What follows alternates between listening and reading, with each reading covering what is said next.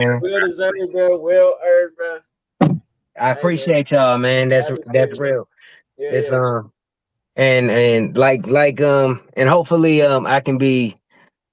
This is just another living testament of, and to anybody who's young watching this, if you got a dream, don't let that shit go. Don't ever let it go. You know what I mean? Because I literally am blessed and fortunate enough to. My bad, I had got a phone call. I'm literally blessed and fortunate enough to be under the wings of the same individuals who literally made me want to rap. Hell So yeah. so That's that's a it's definitely a blessing. yeah, So yeah, so keep holding your dreams, everybody, for and sure. stay prayed up.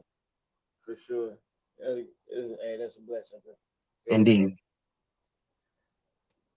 But yeah, I heard you got quite the stance on ECW, man. We looking forward to this debate, bro. I do. You know, it's definitely going to be this is going to be a fun conversation here. Going to be a nice fun conversation. I think this is going to be a fun one. Hell yeah.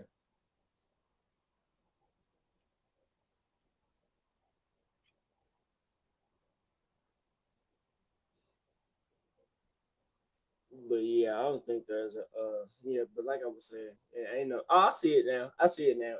It just it's 7 hours ago. All right, Well, here we go. Can y'all hear we, me? Yeah, we yeah, can. we can. All right, cool. My bad. I got a phone call. I gotta put this joint. All right, there we go. All right, I'm straight. Cool.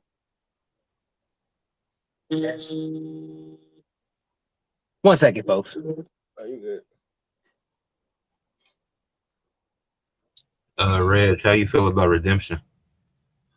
Uh it was good. It was a good show. It was just long as hell, man. It was good. It was just long as hell and with them long shows, damn. There we go. With the long shows come like it's only so many finishes that you can do, bro. And like when it came to the end, bro, it was a good show, but it was just too long, bro. And then I did not like the Tekla and Willow finish, bro. Not that I didn't want. Actually prefer Willow to win, but that finish was trash. And I honestly didn't even make it to the main event, bro. I did not make it to the main event, bro.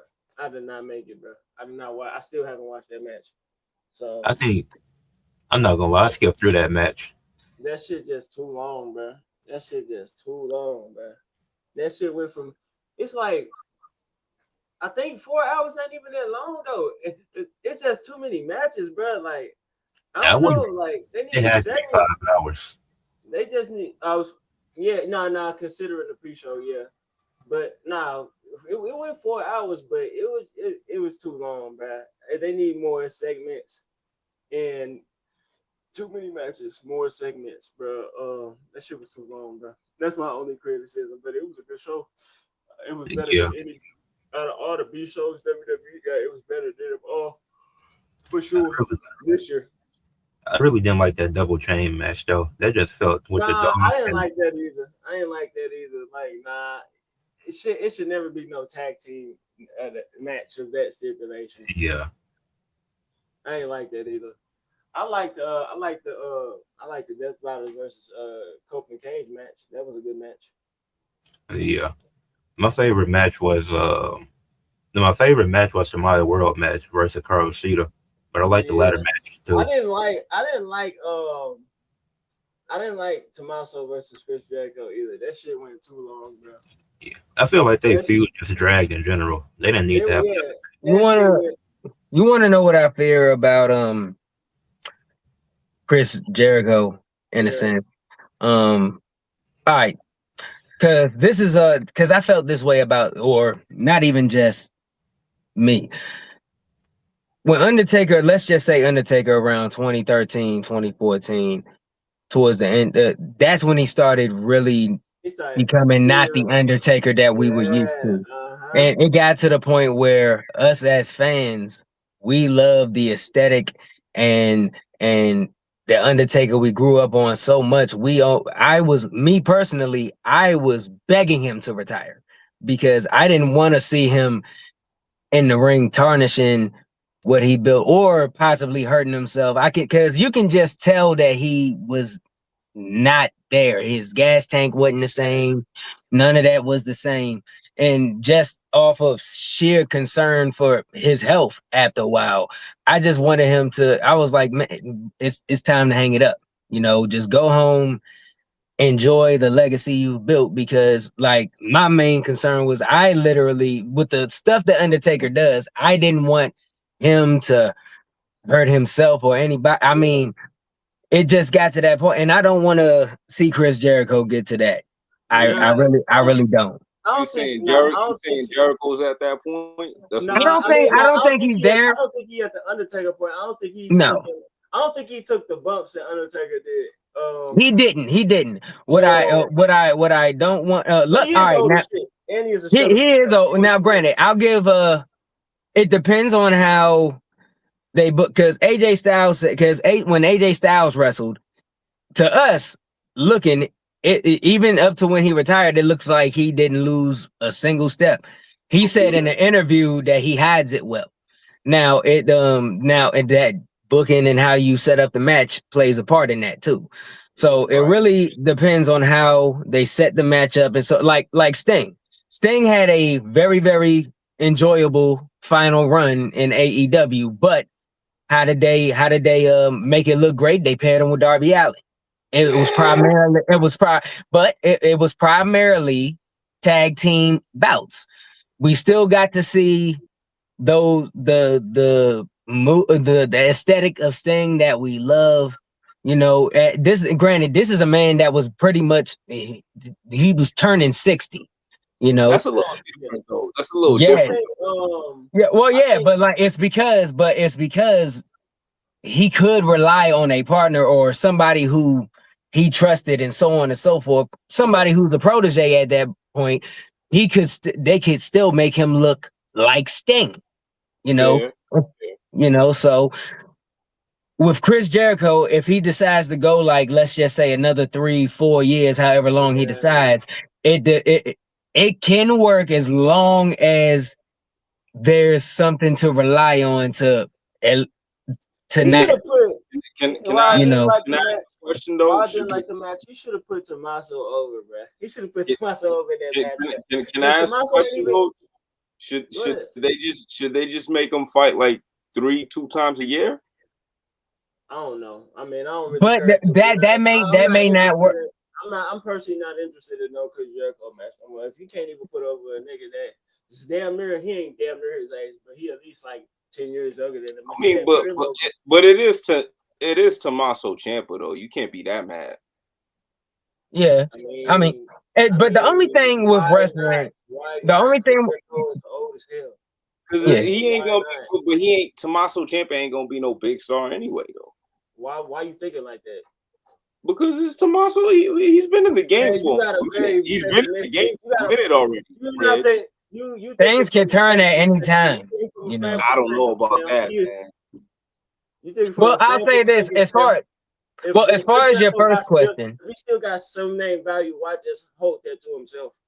And in the ring, Tommaso ain't no slouch neither. In some cases, you are who you are. But we don't know that if he. I think we do, Reg. Tommaso Ciampa was also with the other guys too, and he was at the same level. Who are you talking about? Tommaso Ciampa? Who? You say he was with the other guys? Who are you talking about? The other company, I mean. When I say the other guys. We not talking about that. We talking about AEW. But he arrives to AEW. Where was the switch really? Like the switch was feuded with Jericho. That was the switch. Is that really the switch? The switch. When he feuded with WWE. I will say this: if they're in another company, if character, promo, workability, he hasn't really switched anything. Have you been watching? First of all, let me ask you that. Have you been watching? Did he switch? Have you been watching him? And let me answer that question first. Yeah.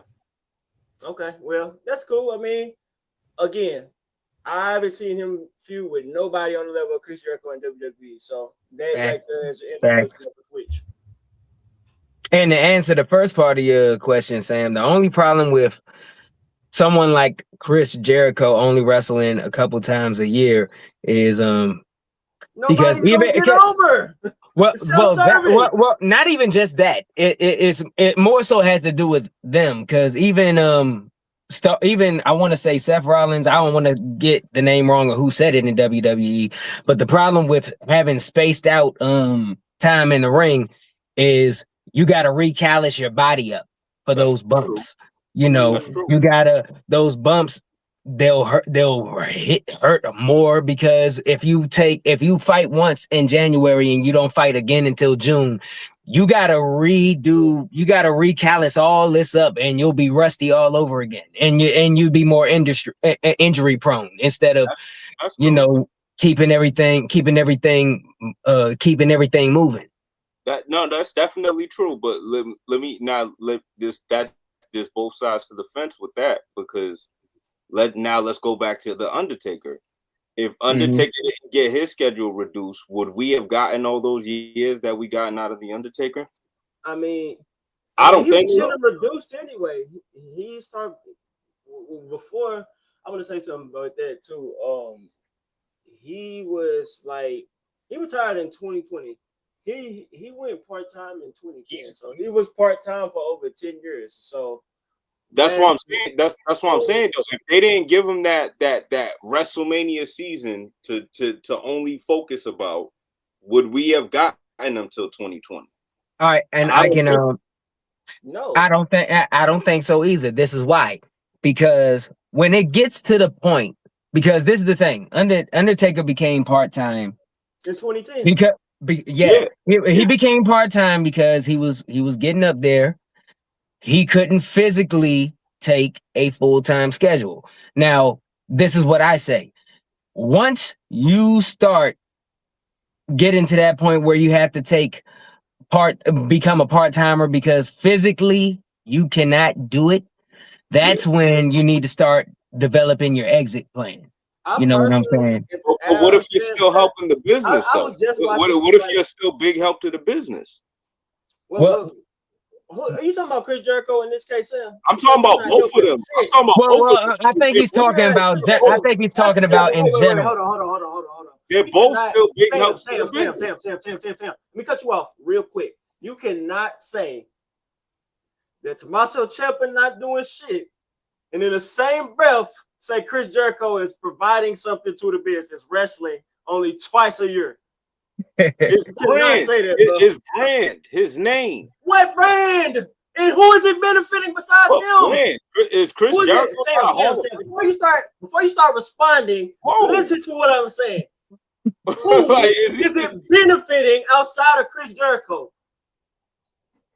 His brand. But the bell still got a ring though.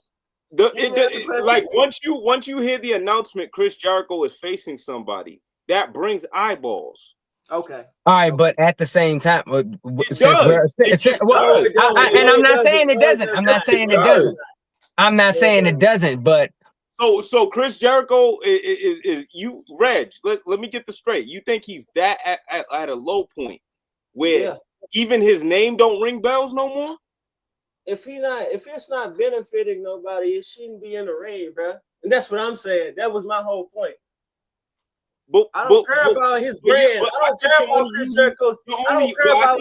Let me preface this. I don't care about nobody's brand. If I'm nobody's agent. I don't give a damn about these niggas. If it's not benefiting the rest, hold on, Sam. Has Chris Jericho never put over anybody else in AEW?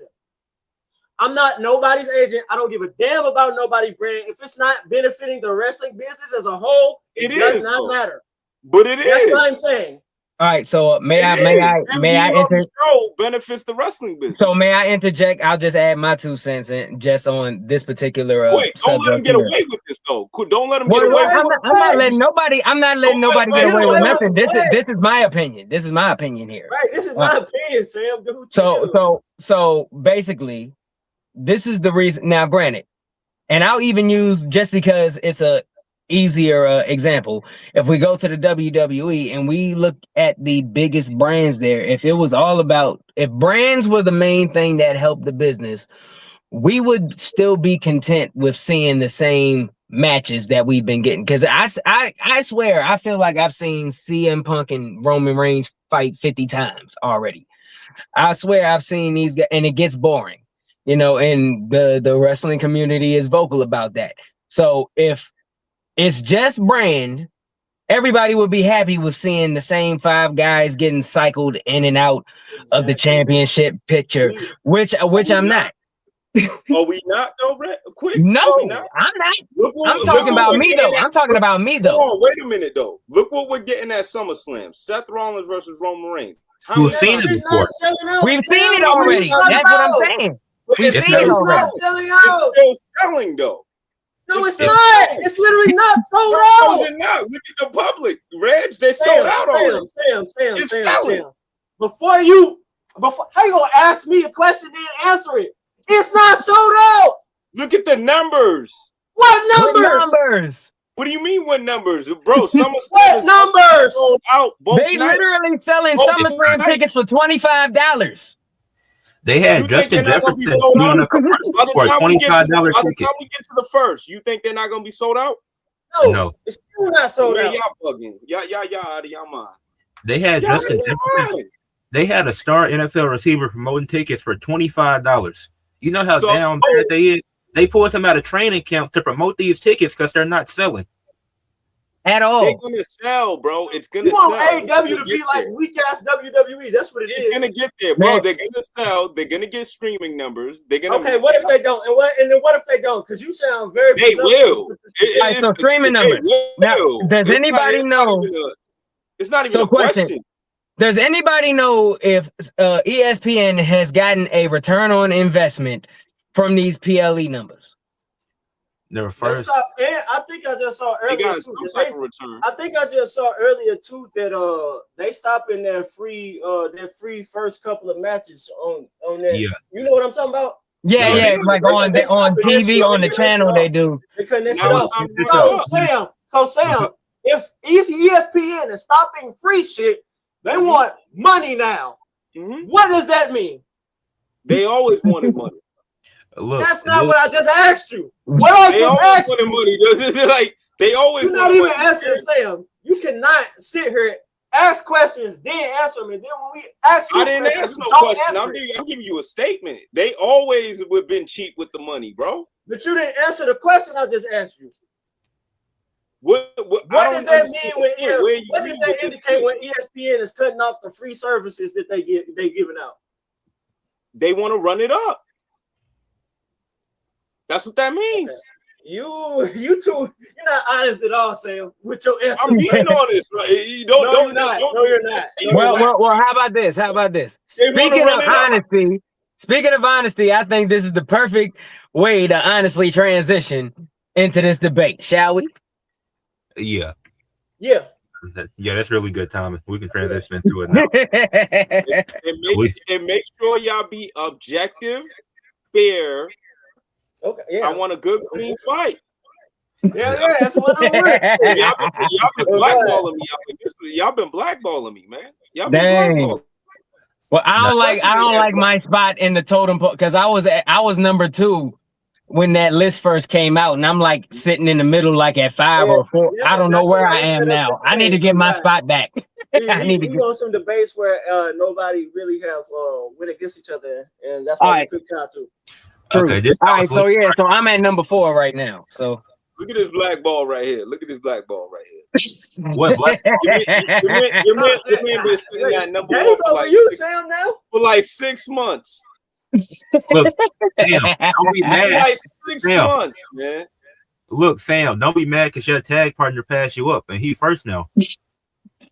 Hey, listen, I'm not mad because at the end of the day, it stays within house. You know, so I'm not mad. The hey, trophy right, case is hey, gonna be right. out. You gotta But take care. you know, come on, man. Ed, 6 months. I was on 6 I do months. want to One last thing before we go into the debate. This is something that I wanted to say when we was talking about the whole Undertaker and the Chris Jericho stuff. I gotta, because I was watching a video earlier. This content creator, he made a great point, bro. I gotta give credit to Brock Lesnar, bro. Honestly, bro, outside of them little Brock Lesnar feud, bro, Undertaker wasn't do, bro. It wasn't no good Undertaker match post that. He said the streak match was good. The streak match was good, and he got knocked out. He got knocked out right at the beginning of it, and that was still a good match and a great moment. Brock carried the Undertaker for like that latter half of his career, bro. Because outside of that, what good match did Undertaker have, bro? Undertaker had no good matches if it wasn't Brock in that last AJ Styles match. So, well, yeah, that's exactly why that's around the time where, like, you know, fans didn't want him to like put any stains on his legacy. Like, I wanted him to because I actually had the pleasure and the privilege of actually watching Undertaker perform live. Actually, it was during the American Badass stage, and actually that night at a house show, he fought Brock Lesnar. So I got to see Brock Lesnar fresh off of SummerSlam beating The Rock, which I was mad which I was mad because had I went to a house show earlier, I probably would have got to see The Rock, who was my favorite wrestler. But anyways, I got to see the fresh, hot, like next big thing Brock Lesnar versus the American Badass. Like, it was a I don't want spectacle. him to retire after this SummerSlam. I personally don't want him to retire, bro. Brock really a GOAT, bro. Brock on my Rushmore, bro. I'm sorry. Wait a minute. Speaking of Brock, you guys are really trying to say that Chris Jericho can't pull off what Brock pulls off? No. Well, it's different because Brock right now is in like the best physical shape he's been in. Chris Jericho name does not. Nobody know Chris Jericho like Brock Lesnar. You can't even compare them two, please. I'm not comparing the name. I'm saying if they tried to reform. No, look at his body. He can't wrestle. Look at him. No, I will say, don't do that, man. Quick, I will say, physically, you're gonna let him do this quick. Well, no, I'm just being objective. Like, I never said he couldn't wrestle. I'm not gonna say that. I'm not gonna say that. Co-signing that. No, I'm not. What I'm saying is, with respect to Kurt Angle, he said the same thing. Kurt Angle wanted to retire because when Kurt Angle retired, he said he knew it was time to hang it up if he couldn't perform the same way he performed in 2008. That to him, that's not Kurt Angle if he cannot be the Kurt Angle he wants to be. So. I mean, so that's really on the responsibility of the wrestler to know when that time for them has come. You know, like they say in the wrestling business, everybody has a bump card. You know, so you got to know when you have exceeded the bumps and you're just overdrafting, or when you're going within, or when you're hanging it up within the bump card to where you still can go out on top, like AJ Styles. AJ Styles looked like he can go for another 10 years if he wanted to, but he knew it was time to hang it up. Nobody knows your body like you do. He knew it was time. Right. All right. We can get to the debate. Maybe we'll revisit that conversation later. Yes, sir. You got me, Rage Man Red, as judges today. We will be fair and objective, Sam. You don't have nothing to worry about. I think there should have been a third judge. You couldn't get a third judge? Where's the third judge is gonna be the viewers. This is about to be, I don't know about this one. This is about to be shenanigans already. I can tell. No, seriously, man. Because Ed's been having an agenda, man. I don't know what's been going on with Ed. Are you questioning the integrity of this panel right here? I think so. Not Reg. I know Reg gonna call it how he is. He gonna call it how he see it. But Ed, whoo.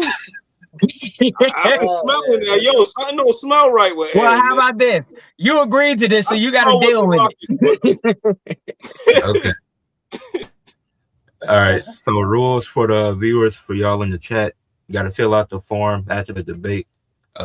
and let us know who y'all think won. No spamming in the chat, and be civil and respectful to everybody on here and in the comments. Rules for the debaters: no personal attacks. Don't interrupt each other. Y'all have y'all times to go. And in closing arguments, explain why you think you should win the debate. And since I run this, and K Quick is going first. But hold on, before you go quick, make sure you put the question out there to the people that what actually debating about, right? Right, correct. Right. Is it chaos? You know what I mean? Like in All right. So basically, before you start my time, say what we're debating, and then we'll go in. Yeah. Yep. So K Quick and Sam, they're gonna be debating, was the original ECW pure chaos, or was it ahead of its time? So K Quick, he is on the side of ahead of his time, arguing the pros of ECW essentially, and Sam is saying it's pure chaos, essentially arguing the cons of ECW. So K Quick, whenever you're ready, I can start your timer. You got 4 minutes. Let me know. Let me know when the time starts. What's yours, dog? Start in 3, 2, 1. Evening, ladies and gentlemen.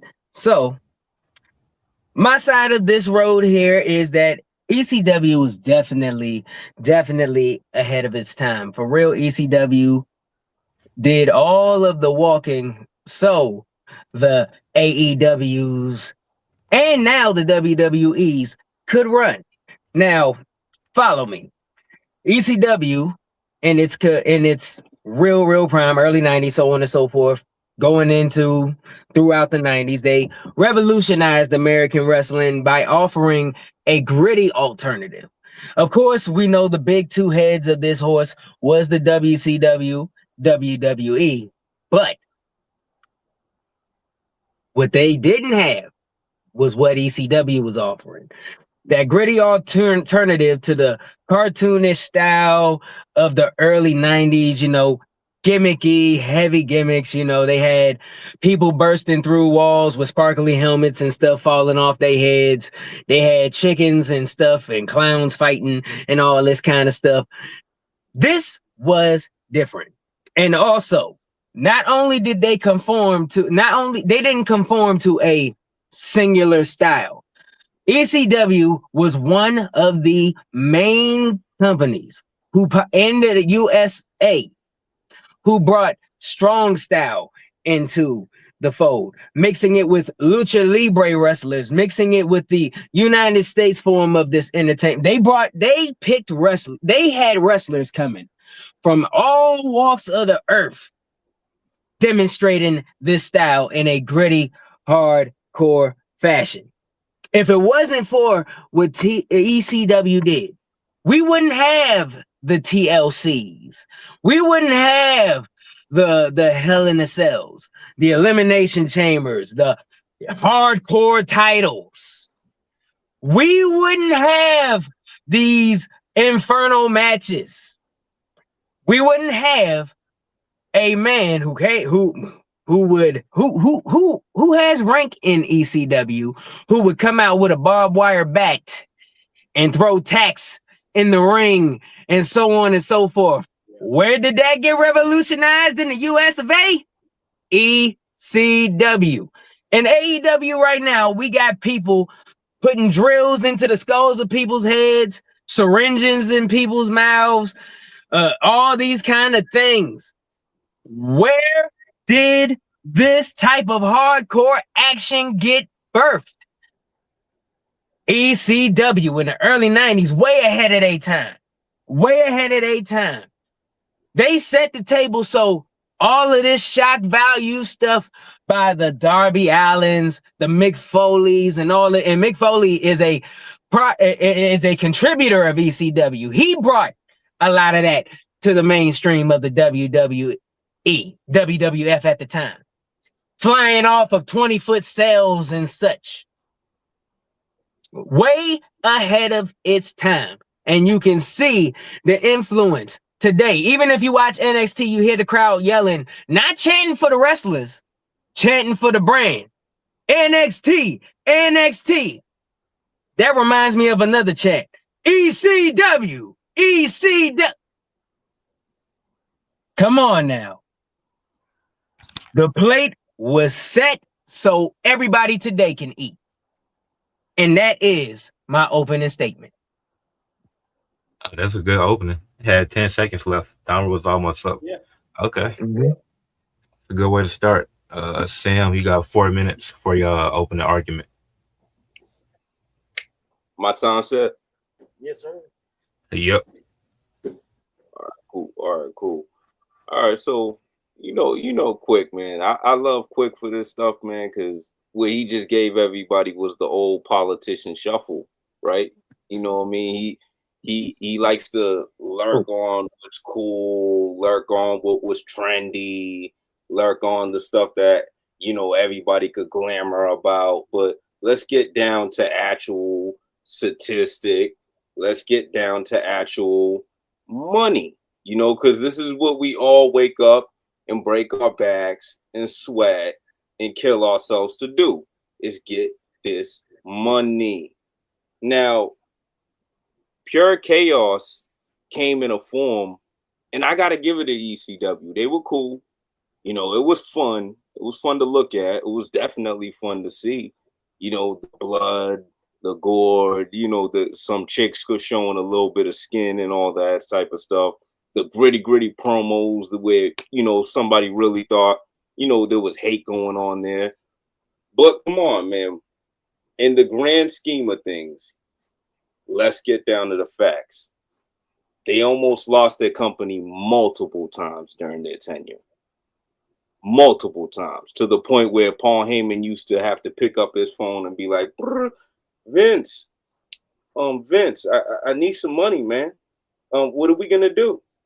I'll let you get some of these talents, but yeah. Can you lend me something? Like he wasn't really making money during all that type of time.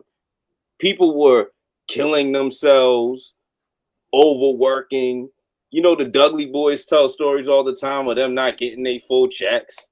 You know what I'm saying? Like, people were overworking themselves and suffering and had to run to other companies to actually display something.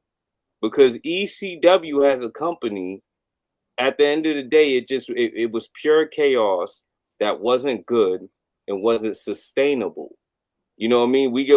That's the key word right there. It wasn't sustainable. How long did they even go on for? Right? What is it? 92, 93, maybe 94, or between that type of time to 2001. And that's mainly because Vince had to keep sending lenders. That's just the facts. And then now let's go to their talent, right? Let's go to their talent. Here's why I say it's not sustainable. You brought up Mick Foley, another guy, had to kind of come in and out of retirement. How many times? Because all that shit took a toll on his body. RVD was probably the only person who actually had a real longevity career where he could actually continuously keep going. Didn't really have to take multiple stops unless it was because of weed or something like that. Like who else? Who else can we really throw out there, and who else can we really name? Tommy Dreamer? Who else? Sandman? Taz? Like, how many talents from that ECW crop was actually able to continuously spread their wings, make big money, and actually do it? Like, where's this big list that you can really give me? Quick, you can't really give me a list like that. Now, when I go to other companies, I can say that I can give you big lists all the time, all over the place. Sustainable. Let's get money. That's the key word here. ECW failed at doing that. That's time. Okay. I'm ready whenever you start my clock. I like these intros, y'all. Yeah, these some good opening arguments. K Quick, you got 7 minutes for your opening argument. you can get started now. All right, so you're talking money. I'm talking culture and impact. Culture and impact. We're not talking about money. And once again, that further proves how ahead of their time they are. When something is ahead of their time, it's something so innovative, so out the box, so out of the norm to what we're accustomed to. It's hard for the mainstream masses to catch on. That's ECW. The cult following, and it aged well over time. You know why? Because now we have people in 2026 wearing ECW shirts, doing ECW moves and all this kind of stuff, referencing these ECW folks. And who? You say there's not a list of superstars? Who? All right, let's run down some ECW alumni. Chris Benoit, Eddie Guerrero, Rey Mysterio, Stone Cold Steve Austin, RVD,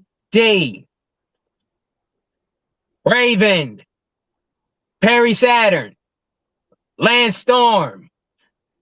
Can I keep going? Ultimo Dragon. We get, bruh, the alumni goes deep in ECW roots. How many stars has WCW and WWE jacked from ECW? Let's go with people who left those companies to go to ECW. Rick Rude, Sid Vicious, my man from the Heart Foundation, rest in peace to him. Brian Pillman, thank you very much. That's Brian Pillman. And there's plenty more from that. Now, I look at it this way. WCW and WWE at that time, let's look at it as at basketball. Let's use a basketball analogy. You have the NBA and you have the overseas, the European leagues. Then you got Rucker Park. You got the N1 tour. You got the hot sauces going up underneath the shirts, crossing people up out their sneakers and doing. You got the homeboy Spider going upside down on the. That's ECW. N1 ain't around no more, but people till this day still talk about that legendary N1 tour. The innovation of moves, handles, shots, and hood stars, street stars that came out of that. Some even went to the NBA. That is ECW.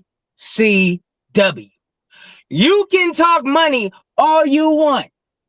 You can talk money all you want. But no check, no matter how big or little, can erase culture, impact, or history.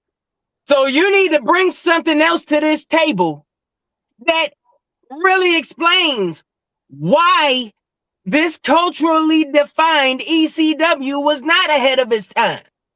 You can't tell me why Mia Yim, when she was on NXT doing that hardcore match, had a bandana on, dragging a trash can full of weapons out like New Jack, if this was not ahead of its time. I need real indication, facts, and proof that it was not ahead of its time and that no influence is being used in 2026 from all major companies. And you have yet to do that because all you have been talking about is who did and did not get paid. But the passion of these wrestlers was so heavy. Without a paycheck, they said, we're going to go out there and put on a show because this is family. This is culture. This was independence. This was independent business that isn't ran by the machine and the marionettes pulling the machine. This is us sticking together through thick and thin. And if we crash and burn, we crash and burn together. And that camaraderie is what influences the locker room today. And you have yet to prove that it has not been implanted in the culture that we are debating on today. So I need you to get your head out of wallets and banks and bounce checkbooks and get to some real facts here. I rest my case again. Never. When's my clock, Ed? When's my Okay. clock? He did himself in. He just did himself in. All right, Sam. All right, you're gonna have 6 minutes to rebuttal everything K Quick just said. He just So did himself so in. He don't even understand. You can start now. First of all, he talking about culture, the culture of what? Extreme matches, the blood, the gore.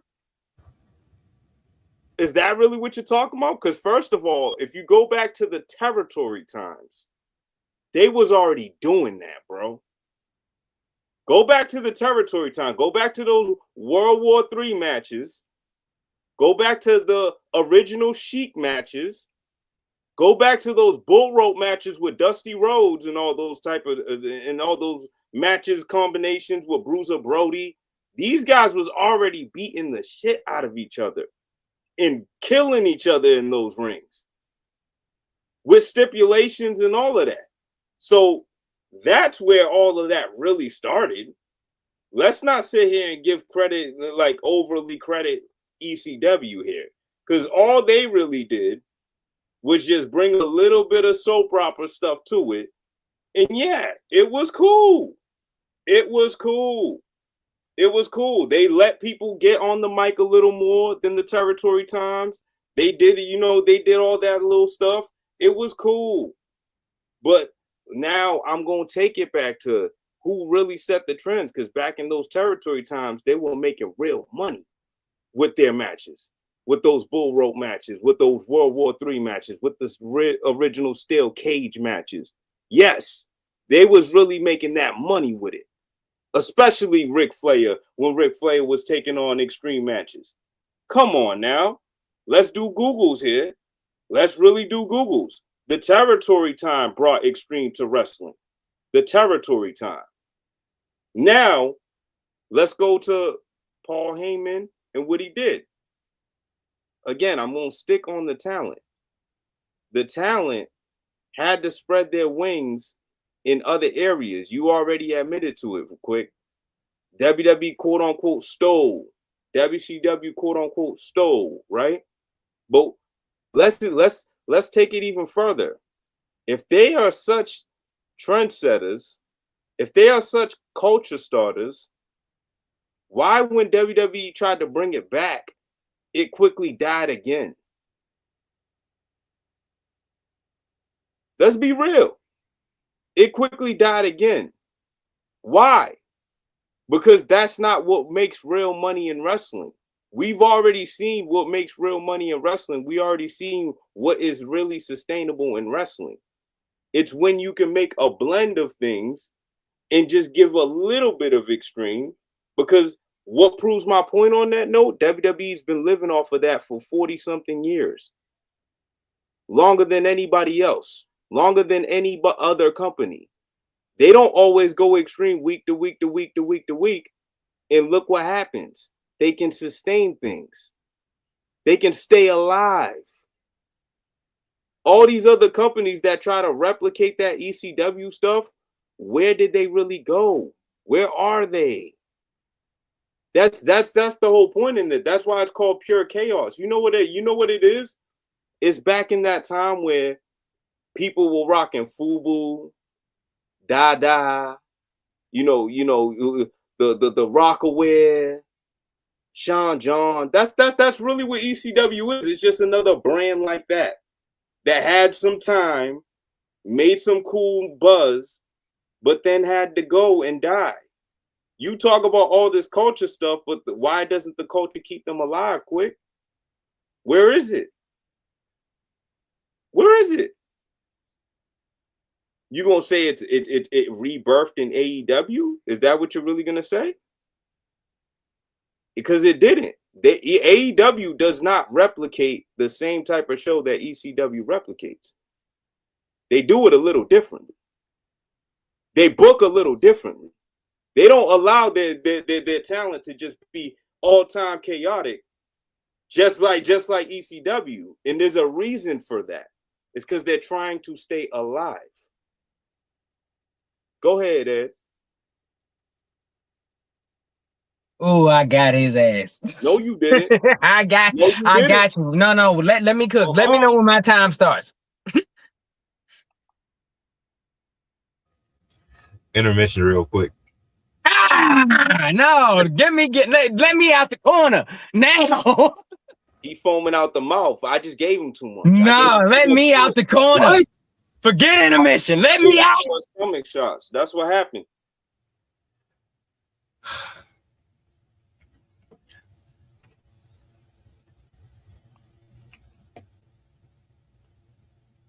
What, Reg? I can't hear you.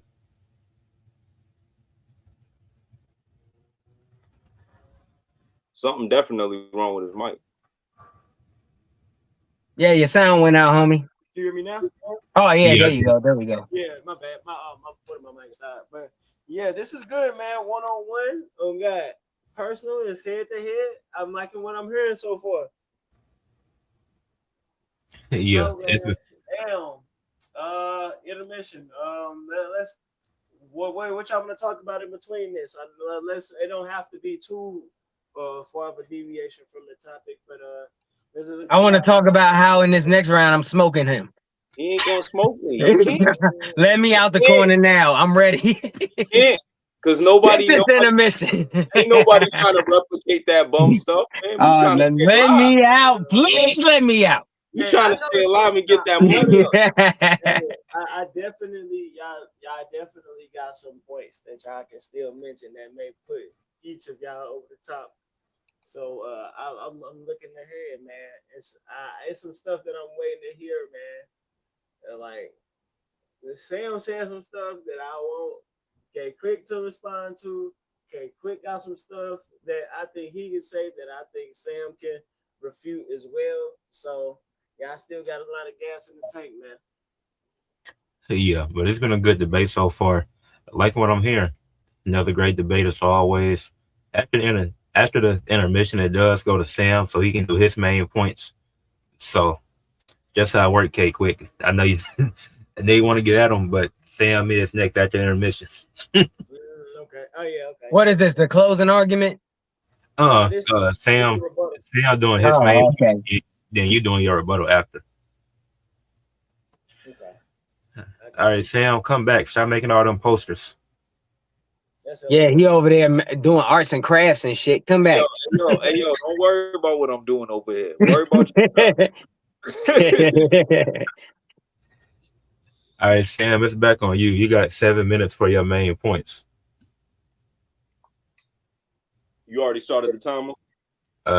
I'm starting it now. All right, cool. See, and I'm gonna start this off too with another even small point, right?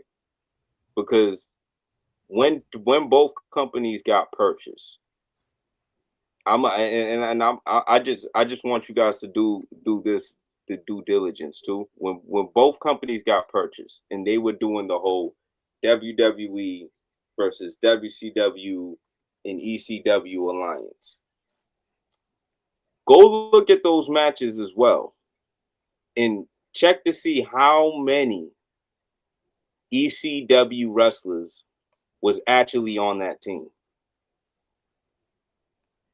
I think RVD was probably the only one to make it to that team. If you go back and look at that 5-on-5 or 6-on-6, whatever the hell they did, RVD was probably the only one to make it to that team. And guess what? There was a bunch of WCW wrestlers that wasn't even available, that the WWE couldn't even get. There was a bunch of ECW wrestlers that they could get their hands on at that time. Why didn't they pick him? Why didn't they put him on the All-Star team, quick? Why didn't they do that? It's because they wasn't really All-Stars. ECW didn't really make All-Stars. And you brought up, here's the quick and slick. This is what I'm trying to tell you. He loves to do the whole politician shuffle on people.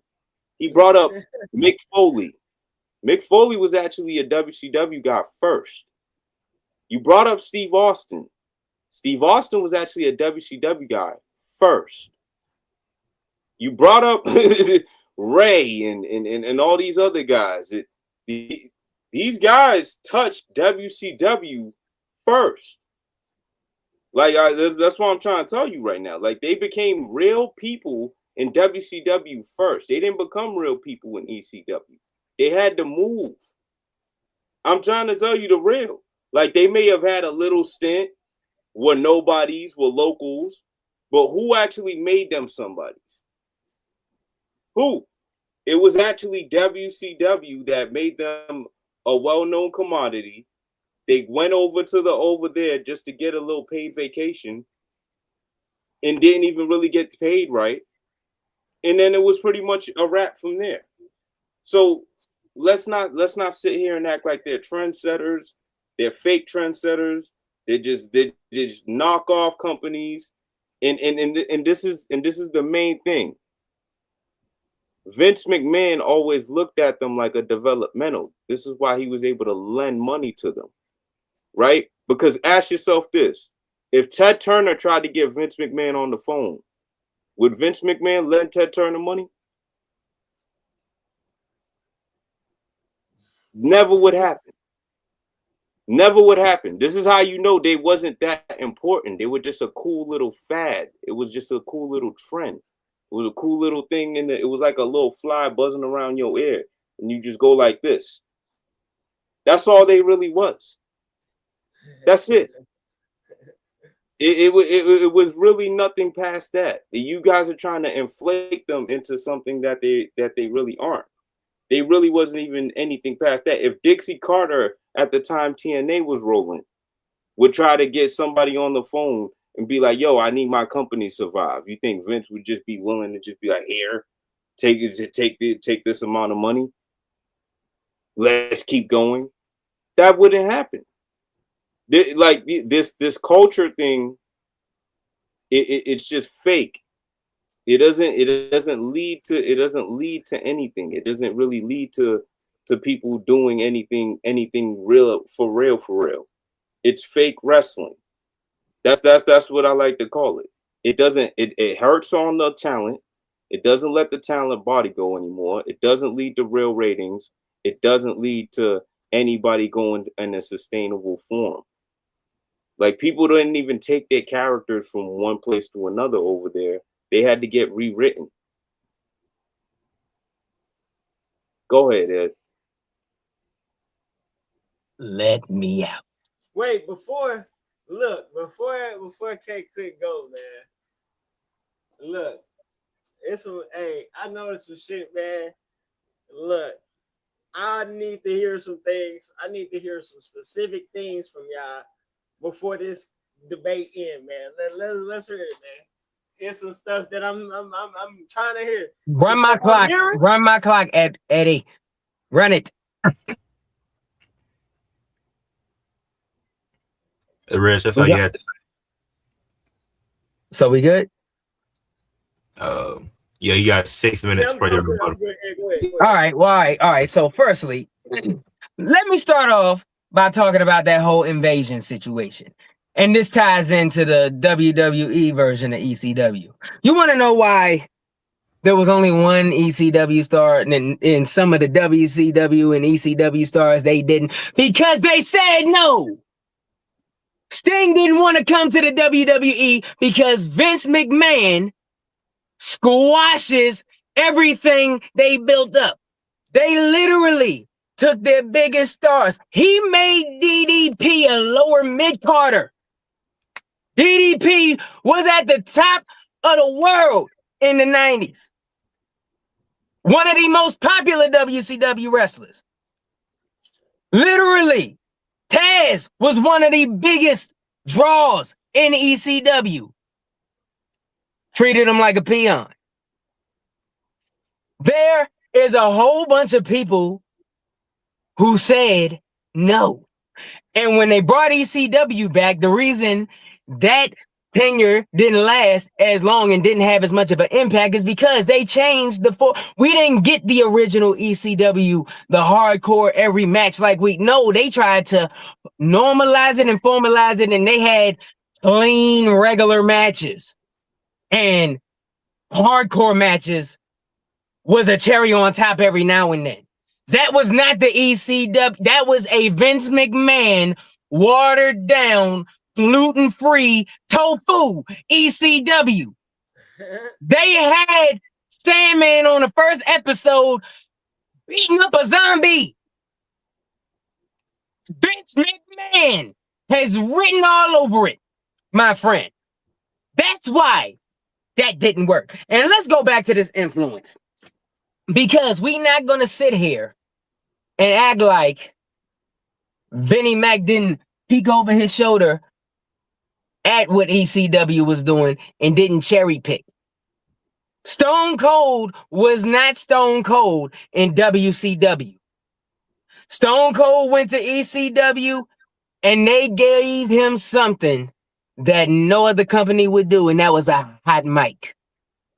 That microphone, that promo he cut, birthed Stone Cold Steve Austin. And even when Stone Cold left and went to the WWF, he cherry picked something else. There was a wrestler over there in ECW. His name is Mikey Whipwreck. And he had a finisher called the Whippersnapper that they renamed to the Stunner. So not only did he get his mic chops, when he left and went to the WWF, they took a whole ECW champion's finisher with him and turned it into the Stone Cold Stunner. Same exact move, different character, different company. And he worked with him in ECW. Now, let's go back to another thing they cherry picked from. There was another big draw, big star in ECW. His name is Shane Douglas. Shane Douglas. Long blonde hair. Used to wear the black shirts, jean jackets. Had one of them caps he used to wear to the back. Who does that sound like? That sounds like 98 Triple H, doesn't it? That sounds like how Triple H dressed in the... Who did it first? Shane Douglas! 96, 97, Shane Douglas. And then all of a sudden, 1999, to that, we got a WWF version of Shane Douglas in Triple H. I can go on and on and on with this. But what you're not finna do is you're not gonna act like ECW didn't make some of these people, if not a lot of these people, for real. I'm undercutting a lot of these people who people put on these Mount Rushmores. Because when the line was drawn in the sand, let's just go back to this whole, you wanted to bring Invasion up. Go back to the first one night stand. When the line was drawn in the sand, and it was WWE sitting up there in the bleachers, and they said, and Stone Cold Steve Austin came out waving that ECW flag. And he said, anybody sporting those ECW colors, come to the ring. Who came out? Chris Jericho. Who came out? Ray. Who came out? All these people came out. And we were just talking about good old Chris Jericho earlier. Oh, but in ECW, he was known as Lionheart, Chris Jericho. He rebirthed that in AEW, didn't he? Now, does AEW do everything exactly like ECW? No. But we got influence. There wouldn't be none of this stadium stampede, these tax, none of these things if ECW did not do any of these things, they wouldn't. If EC, and granted, I'm not saying ECW created hardcore wrestling, because this hardcore wrestling stuff goes back to New Japan. This goes back to deathmatch. This is where influence comes from. ECW took all this, and granted, they had a cage match and a brawl like this back in the mid-South times, but ECW made it what it is. Oh, my bad, I didn't hear you. Lionheart was no star. Don't lie. Don't lie. Wait, Ed, don't lie. K Quick has his closing argument. That's the last thing he got, right? In territories too. Man, yeah. Ooh, this is so good, bro. I wish I could say something, but I'm not. I'm just shut up. I ain't gonna say nothing. All right, so I go first on the closing. No. It's Sam, yeah, Sam. All right, Sam, go ahead. Go ahead and spit that BS. He got another sign he want to bring up. Hold on. You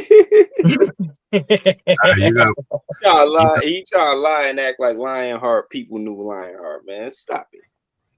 You got 4 minutes for your closing argument. All right, I'm starting the timer now. Yeah, go ahead, Ed. This is the thing. He's sitting there trying to act like people knew who the hell Lionheart was. Like the grand scheme of people did not know who Lionheart was. They knew Chris Jericho when Chris Jericho got to WCW. We got to be honest about these things, man. Same thing with Rey Mysterio. When that cruiserweight division movement started happening, that's what was really making stars. When they got over there, like that's literally what was really making people. It was not some little Lionheart run or some little Rey Mysterio out of nowhere or anything like that. But let's get to the nitty gritty. The nitty gritty of what this guy just admitted was that they did not start Extreme Wrestling. He just admitted it, right? So what is this real trend that they really passed down to the wrestling business? What is this real trend? You talking about Triple H wearing clothes? Really? A Stone Cold Stunner? Everybody does people's moves. Like how many variations of moves have people already taken from people? Everybody does people's moves. And I'm sure that even that guy wasn't even the first dude to do the stunner. So let's get really serious about what did they really pass down to the wrestling business. Cool little phrases, maybe, cool little moments, maybe, but what did they really pass down? Like the WWE was able to pass down, like WCW was able to pass down. You see what I'm saying? That cruiserweight division, that's a key thing right there. What they really did, that's key, because that's something that's still sustainable. That's something that's still being profitable to this day. What is profitable from ECW to this day? And you want to bring up that time when they brought him back in 2006, right?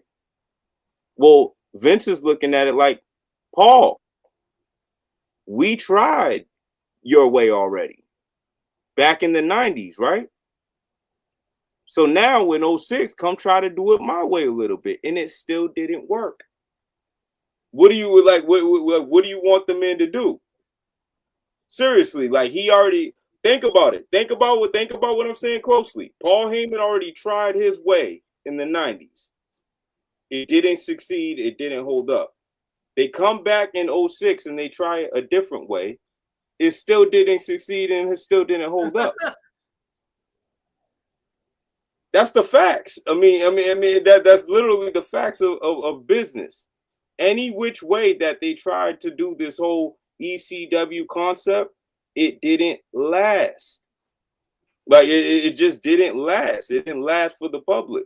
So what do you call that? You call that a trend. You call that chaos. You call that something that's gonna come and go. Because that's what chaos does. It comes and goes. What other way can you look at something like that? Go ahead, Ed.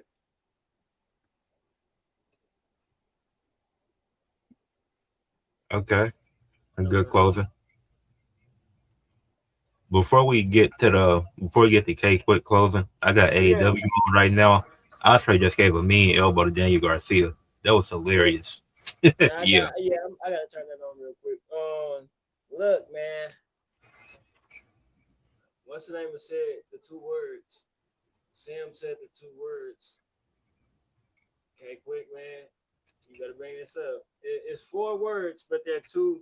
One of them is a topic, and the other word is a topic in combination. I want to hear Sam bring this up, man.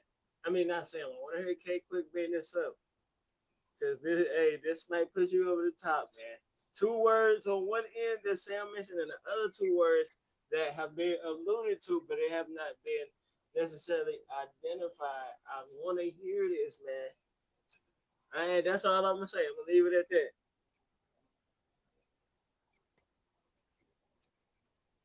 I ain't giving no more hints. I ain't giving no more hints. So God. Okay. K quick, you ready? Yes, because nothing he said explained why they weren't ahead of their time. Because once again, I never said they created hardcore wrestling. Hardcore wrestling has a history of death matches back in New Japan. There was blood in Mid-South, cage matches in Mid-South. Has anybody in Mid-South replaced the ropes with barbed wire?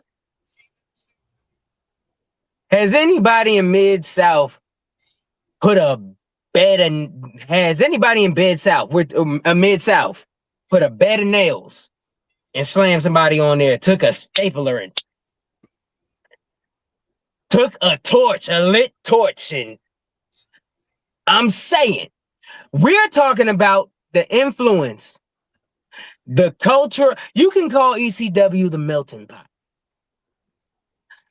That culture, lucha, that culture over there, strong style, hardcore, death matches, all these cultures here in the US. And now you got cruiserweight. Now you got hardcore matches and divisions and all this stuff. And you saying the cruiserweight division was sustainable. Where the hell is the cruiserweight division? Where's 205 Live? Where is it at? If it was that profitable, where is the cruiserweight title? Where is all of this that you were saying? Because at the end of the day, where did that cruiserweight stuff start? Lucha Libre. We had plenty of that in ECW. The greatest luchador in the world, Rey Mysterio. Crazy. And he went nuts in ECW. I'm telling you right now, man, we had plenty. Eddie Guerrero. Crazy. Ultimo. Crazy. All your cruiserweights with the hard mix all that in. We got ECW, bruh. All these divisions done sprouted out. We got a hardcore division because they saw what they were doing. Cruiserweight title saw what they were doing. We got all these fast cruiserweights and luchadors we done pulled up from ECW.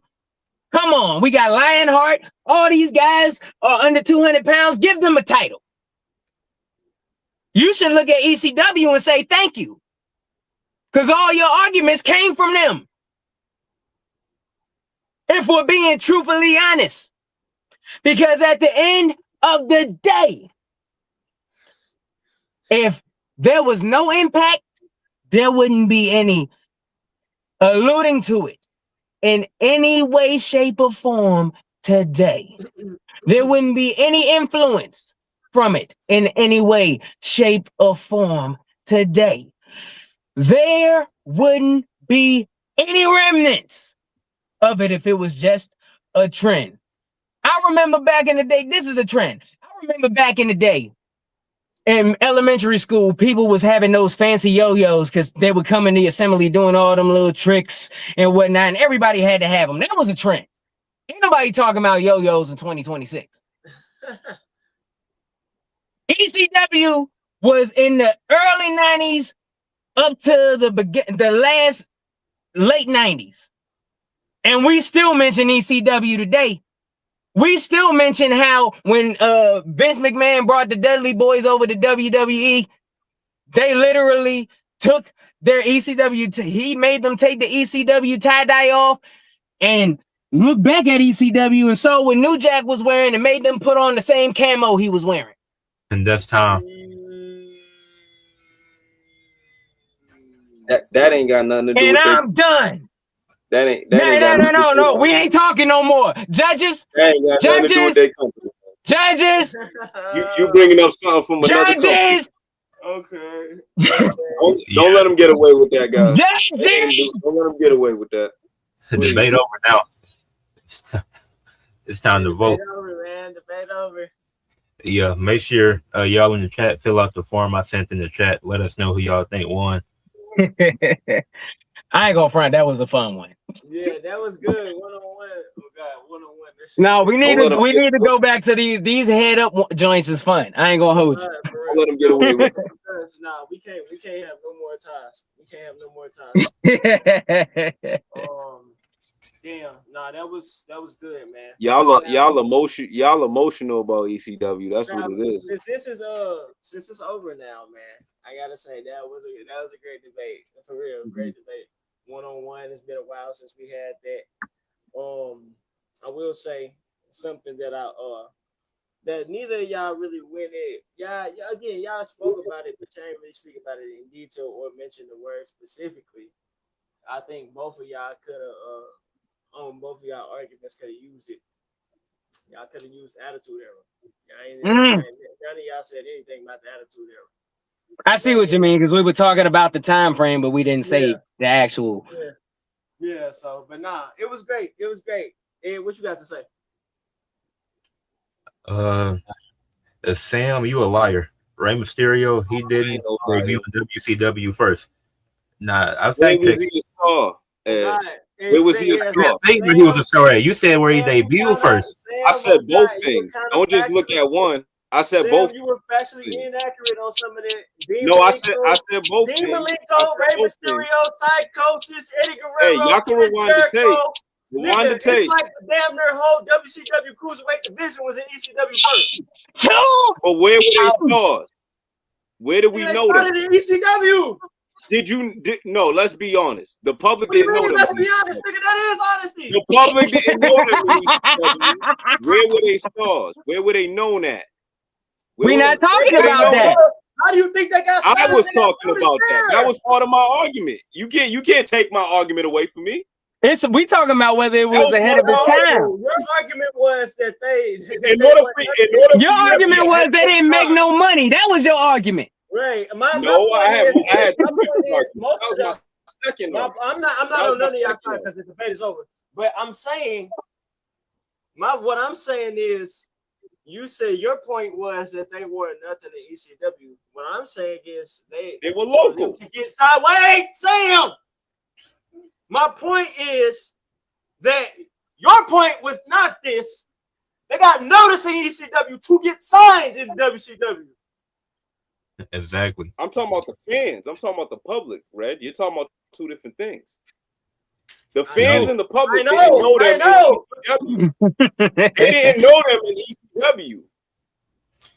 If you go ask most people who the fuck Lionheart is, they're not going to be able to tell you. Your debate over. You said your debate. They're not going to be able to tell you. All right. Look at you emotional. Ed, rewind the tape. I said stars. I know what I heard. Okay, quick. I got a question for you. You remember when we had the triple threat debate? It was TNA, Ring of Honor, and AEW. Correct. Who did I use as a stepping stone? I used AJ Styles. Same thing you did. His career started in Ring of Honor. That's how he got his notice to get to TNA. Obviously, he's more known there, but he had to get a start somewhere. And to that credit, I never said that it wasn't a stepping stone. I never said that it wasn't a stepping stone. I said that it was ahead of its time, and I said that is where all these people were begat. Stone Cold had to walk in ECW in order to run in the WWF. It was ahead of its time. I never said that it wasn't a step, because it was. All these things were all these, even WCW were stepping stones for all these guys to get to where they were. And another thing, I wish you would have. I would on your end, K Quick. You should have on your end, K Quick. I wish you would have mentioned. I wish you would have mentioned the pre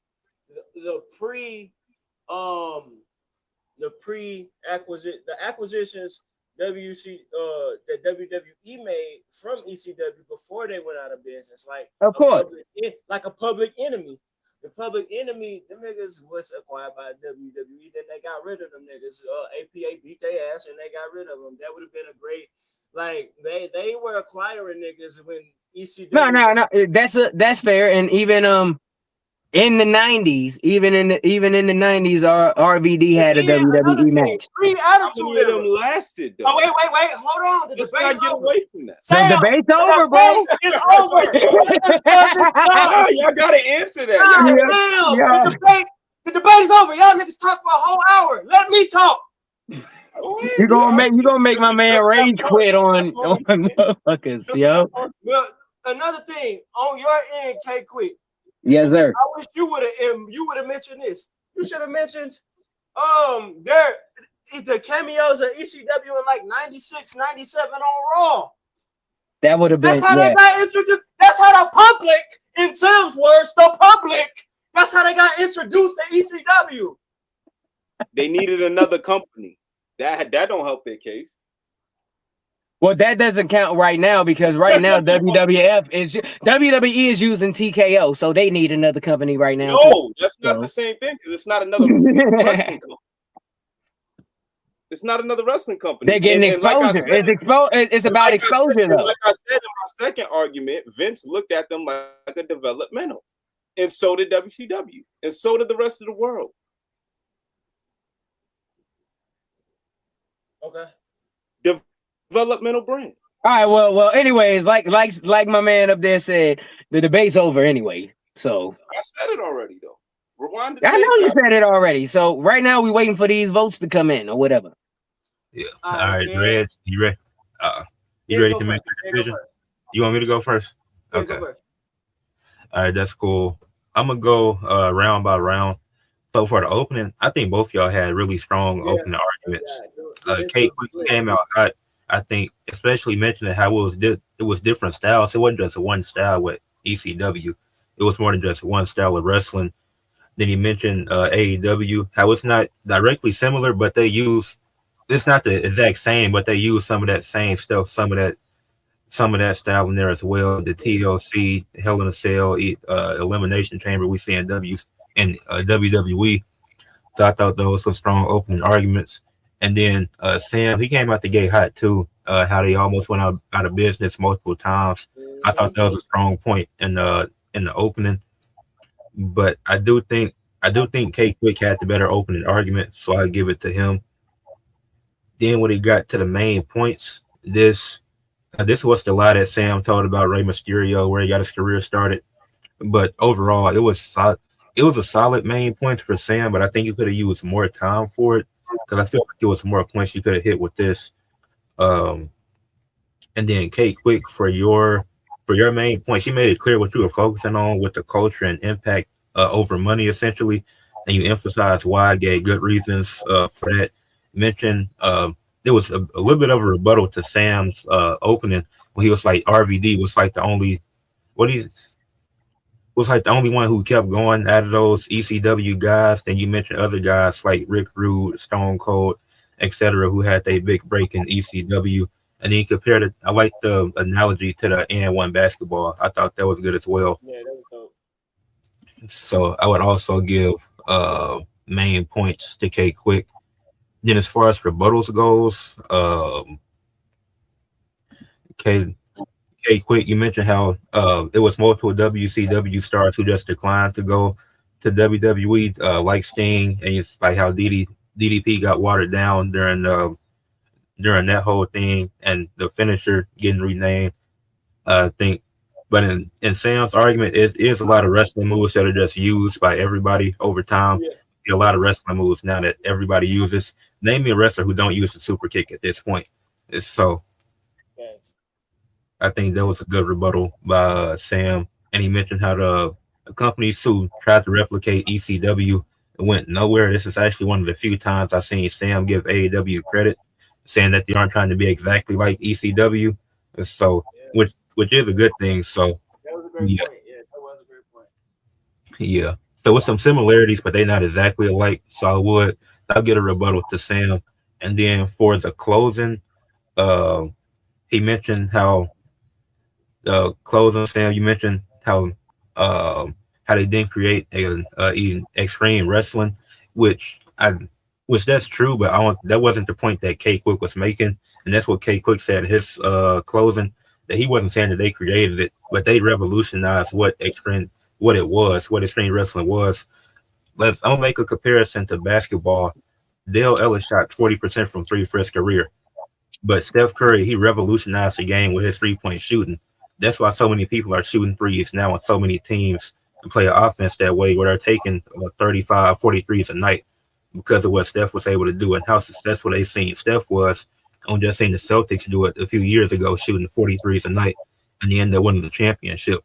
So K Quick, like in his closing, his point isn't that they created extreme wrestling, but they revolutionized it to a point where we still see it today throughout different companies. So Yeah. I would give a win to K Quick for this debate. Okay. Me now you going round by round. I wish I would have took some notes, but I was listening to everything, man. Like I agree with everything that Ed was saying as far as the rounds go. Y'all both came out hot. Sam, I wish you would have went in more with the. I mean, you went hard with it at first, but you should have kept going. Like I wish you would have elaborated further as far as like the money and like the chaos. I mean, of course we talking about like I mean, of course, we know like the backstage chaos, but if you would have did some more research and gave us some examples, I mean, now you said the bounce checks with the Dudleys, but look at the mainstays. Why were the mainstays still there? Why was Sandman still there? Why was New Jack still there? Why was RVD there to the very end? He didn't defect into the shit without a business. Friendship. Uh, like why? And then you and then again, both of y'all on both of y'all ends. Why didn't y'all mention the pre-acquisitions before the death of ECW? That would have helped both of y'all on both of y'all cases. Again, you brought up the territorial days, and they had more. They arguably were better draws. They and then you brought up the fact that they didn't ECW didn't necessarily invent hardcore wrestling, but to K Quick's credit, he wasn't just talking about hardcore wrestling. He brought up strong style. He brought up the American style. He brought up the Canadian style. He brought up lucha. And again, you now, Sam, I give you credit. You brought up the fact that WCW now nationalized the cruiserweight division. But you kind of was fibbing a little bit with the origins of that, which were in ECW. Literally, almost Psychosis, Demon Lico, Rey Mysterio, Eddie Guerrero, Benoit, all them niggas, Jericho, all of them came from ECW. So that was a fallacy right there. K Quick, you brought up. I wish you would have brought up the Attitude Era. Their influence on ECW's influence on the Attitude Era. I wish that would have been brought up a little bit more. Mm-hmm. I would. Now you did bring up ECW One Night Stand. I kind of wish you would have mentioned that is arguably the greatest B show of all time, and why? Because of the nostalgia. We talk about nostalgia. That's one of the most profitable to this day. They brought back the brand because of that show. Now, on Sam's end, was it successful? Now, Sam, you should have brought this up. You said the word developmental. Now, and both of y'all should have brought this up. You used the word developmental in terms of ECW in its prime with WWE. Now, some people may agree with that, some people may disagree, but this is a fact. The WWE version of ECW was developmental. It was not Now, was it promoted that post the ECW One Night Stand show? Yes, the two of them, but it was literally the precursor to NXT and FCW. So that was really now. Did Vince McMahon work all of us into thinking we was gonna get the original ECW back? Yeah. So both of y'all could have used that. Now, as far as elaboration on y'all points, I think K Quick just went more further with the divisions, the superstars, the cultural impact. Steve Austin, more of his. You can't now. If you play 2K Showcase mode, bro, Steve Austin, we can see the change. He was not none of that stunning Steve shit was taking place in WWE. They took some shit from ECW. Of course, I ain't gonna give ECW all the credit. It's some of the creative mind of Steve Austin himself, but most of the influence you saw from ECW wasn't from WCW. And again, the whole Attitude Era, WWF's Attitude Era was inspired by ECW. Was not WCW. Was not the territories. It was ECW. So, because of that, I just think all the stars align. I gotta give it to K Quick, bro. I gotta give it to K Quick, bro. I gotta give it to K Quick. Him up. I think the money talk was just, of course, the money talk. That's low hanging fruit, bro. Like you should have went in not low hanging detail with that. The money talk, and then you talk about the loans and shit. Of course, okay, Vince McMahon.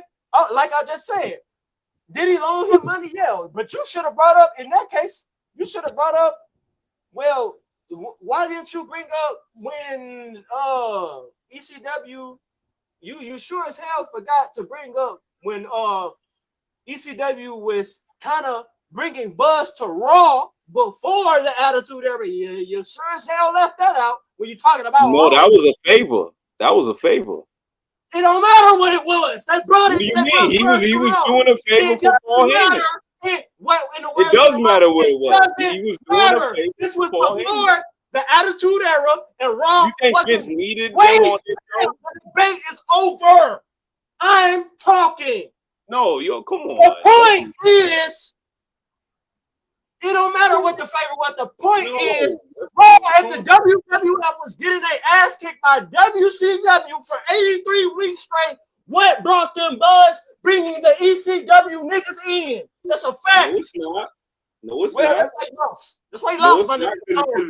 Because they didn't start with, because we can go track the dates. They didn't start beating WCW till way later than that. Those years. Nigga, that wasn't my point. I just said. So did they really need those talents on their show? Nigga, why did they bring them there? It was a favor for Paul Heyman. I just explained this to you. He was doing a favor for Paul Heyman. Okay. Let me show you this. That's real. That's real. You see this? This is a back of a Monday Night Raw cover. You see this? This is a Monday Night Raw cover from 93 to 97. From 93 to 97, the time that they was getting their ass beat by WCW. What's on the back of this right now? What's on the back of this? You see Tommy Dreamer and Devon Dudley. Why they on the back of that shit? Because that was a monumental moment in Raw. What year did they start winning? That wasn't my point, nigga. like what are we doing here? If that didn't make them start winning, it's not that impactful. If it didn't make them start winning, it's not that impactful. Sam. This is a WWE produced DVD with ECW on the back of a Monday Night Raw DVD. What does that mean, though? If you go back to the dates, it doesn't mean anything. It doesn't mean anything. Exactly. So you lost. It didn't mean much. It didn't mean much. It means nothing, but Sam lost for no reason. That's what it means. It didn't mean much. It really didn't mean much. They didn't start winning until Tyson got in the building. That wasn't my point, bro. You just talking. You're not listening at all. You're not understanding. I'm rebuttaling literally what y'all saying. That's a moot point y'all giving me right now. Just because Vince did him a favor and was like, "Yo, Neither of y'all brought that up. talent. I brought that up. Neither You of could y'all. you could put your talent on my show." I don't mean like. What does that mean? That's A just show that was getting their ass beat. They weren't winning. What are you talking about? Getting their ass beat even after that happened, Reg. Even after that happened. So how great is ECW? Nigga, the Attitude Era. Like I just said, something that both of y'all forgot to mention. You conveniently left out the Attitude Era. You conveniently left that out. I didn't need the Attitude Era. Yes, you did. That's why you lost. No, I didn't. I didn't need the Attitude Era there. Because that's not you lost, man. So ECW, bro, they stole their shit from soap operas, bro. They didn't steal it from ECW. Operas. Okay, whatever. Okay. That's a fact. So no, it's not. Bro. No, it's not, bro. No, it's a fact. You know why it's a fact? Because Vince Russo, the head writer, even said that. Okay. And was he not the head writer at the time of the company? He was the writer. So the Young and the Restless inspired WWF Attitude Era more than ECW. Hell yeah. I got you. Hell yeah. And that's why you lost, Sam. Again, that's why you lost. Hell yeah. If y'all don't think that, y'all need to go back and do y'all research. Hell yeah.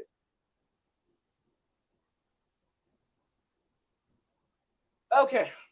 Put up the scoreboard, Ed. Gotta give credit to K Quick, man. This was much love. I took this debate extremely serious. I can't wait to do it again, Quick. Oh no! This was definitely fun. This was it was a great debate. You know, you came out swinging. I had a great time. This was fun. No, seriously. I just want to make sure you know. No. It's all love at the end of the day. This is all barbershop shit. Wait, so Sam, you got 10. You got 10. Sam, yeah, you locked it. Sam is locked there too. So either way, there's more debates coming, right? From how it's looking, one half of Wrestling Wheel Things probably will take home the trophy. What's the name? I got 2 left. Dave got 2 debates left. K Quick, you got 4, so you got a couple more left. Yeah. Your next one, I'm gonna be a judge though, Ed. I got 2. You haven't let me judge yet. You gotta be a judge. Yeah, you gotta be a judge. Yeah. He hasn't let me judge yet. I haven't been a judge yet either. So I'm gonna see what this judge seat feel like on one of these debates. Yeah, for sure. I haven't judged yet. I've been in all wars. Actually, Sam, you definitely gonna be a judge because you have that 10 debates. And I had to fill in for somebody. Yeah, bruh. See Sam, they treating us like Seth Rollins. They letting us go to war, get injured, and fight the next night. All wars. I've been a soldier this whole time. So I'm probably finna be judging more. I got too many. I got 2 left. Couch got 1 left. OG needs to be he needs to be a judge. He got 2 left. We need Ricky in here more. We need Keith in here more. We need C Watts in here more. So we coming up with some ideas. We no more time. So we probably gonna we going back to the one-on-one head ups. Yeah, we going back to the one-on-one. I like that. No more ties. No more ties. Yeah. I'm coming for that number 1 spot though. Dave, I'm on your ass. You would need like a 5-game streak, dog. I'm working on it. Bro. This is the start. It's still possible though. It's still possible. I'm at 3. This is a possibility on my side. You can't get not 1 L no more. Less losses than you, bro. Your second is not locked. It's not. But he would have to not get 1 L in order to do that. In order to catch. All right. Say less. You bound to get at least 1. Now again, this might be bias on my end. I do think I should be up there with y'all because I have no ties at all. So all my losses and some of them losses were like utter bullshit. Like so, and I got 4 wins. So if I won just 2 of them, I would be up to 1. So, but you got 2 more, Reg. You could probably get in. Yeah, I could. Yeah. So You got 2 more. Yeah. So Let's say you win. Let's say he wins 2 back-to-back. He's gonna have 6. Yeah. yeah, the goal is for once everybody gets to 10 debates. Well, Sam, you just reached 10 now, so you can't debate for a minute till the playoffs. I'm judging. No, I'm judging. Yeah. I'll judge. So once whoever finished in that top 8 after everybody been did 10, they're gonna go into the playoffs. If you in the bottom 2, nothing I can do about that. I didn't Unless- think Ricky would be in that low. I would not expect Ricky to be that low. OG, damn, OG, Ed. Damn, Ed got some couple ties. Damn, Ed and Sam got more ties. Yeah, but one of those ties was bullshit though. Realistically, I'm supposed to have 6. I'm still on that. I'm really still on that. It was since that time I knew something was smelling funny with you, Ed. It was since that time. I was the one you debated. I didn't make the choice to make it a tie. Hey, gentlemen, I'm gonna have to jump off, but this was a great debate. Had a great time. Everybody watching. I pray everybody watching remain safe. Have a blessed night, gentlemen. You have a blessed night as well. We'll all get up. Quick, keep doing your thing, baby. I like how you hustle. Much love. I appreciate all you fellas, man. God bless. Next time. Indeed. Oh wow. That was good. Y'all did ECW. That shit was chaotic. Now that was good as hell. Y'all did y'all thing, man. Y'all did y'all thing, man. What's the next one? Do you got any topics here? I do. I had to look at it's in a Google Doc. I got to look at it later tonight and see what's next. Oh God. Nah, I came up with you and K Quick debating. But now since you're done, I'm trying to see. Let's have Keish and Yo, it's funny. I only seen her debate like once. Keish, she didn't have. I must have missed her second one. Yeah, she got 5 under her belt, and some of it was like tag teams too. So yeah. Keish, I want to see Keish or Ricky or Keish and C Watts or Ricky and C Watts or Ricky and O. Now C Watts and OG have done a debate before. I want to see Ricky and OG. I want to see Ricky and C Watts. I want to see Ricky and Keish. I want to see me. Somebody got to get my man Ricky up there, man. Yeah, I can't believe that low. Yeah, me and Couch, we almost done. I got 2. Couch got 1. So yeah, I think I'm gonna try to get Ricky and Keish for the next one. Shout out Keish because she been doing her thing. She been doing a lot of collabs with. I forgot who. Man. And she's top 4. I see. Yeah. But yeah, how did Ricky get so low? Fam, we all doing our thing, man.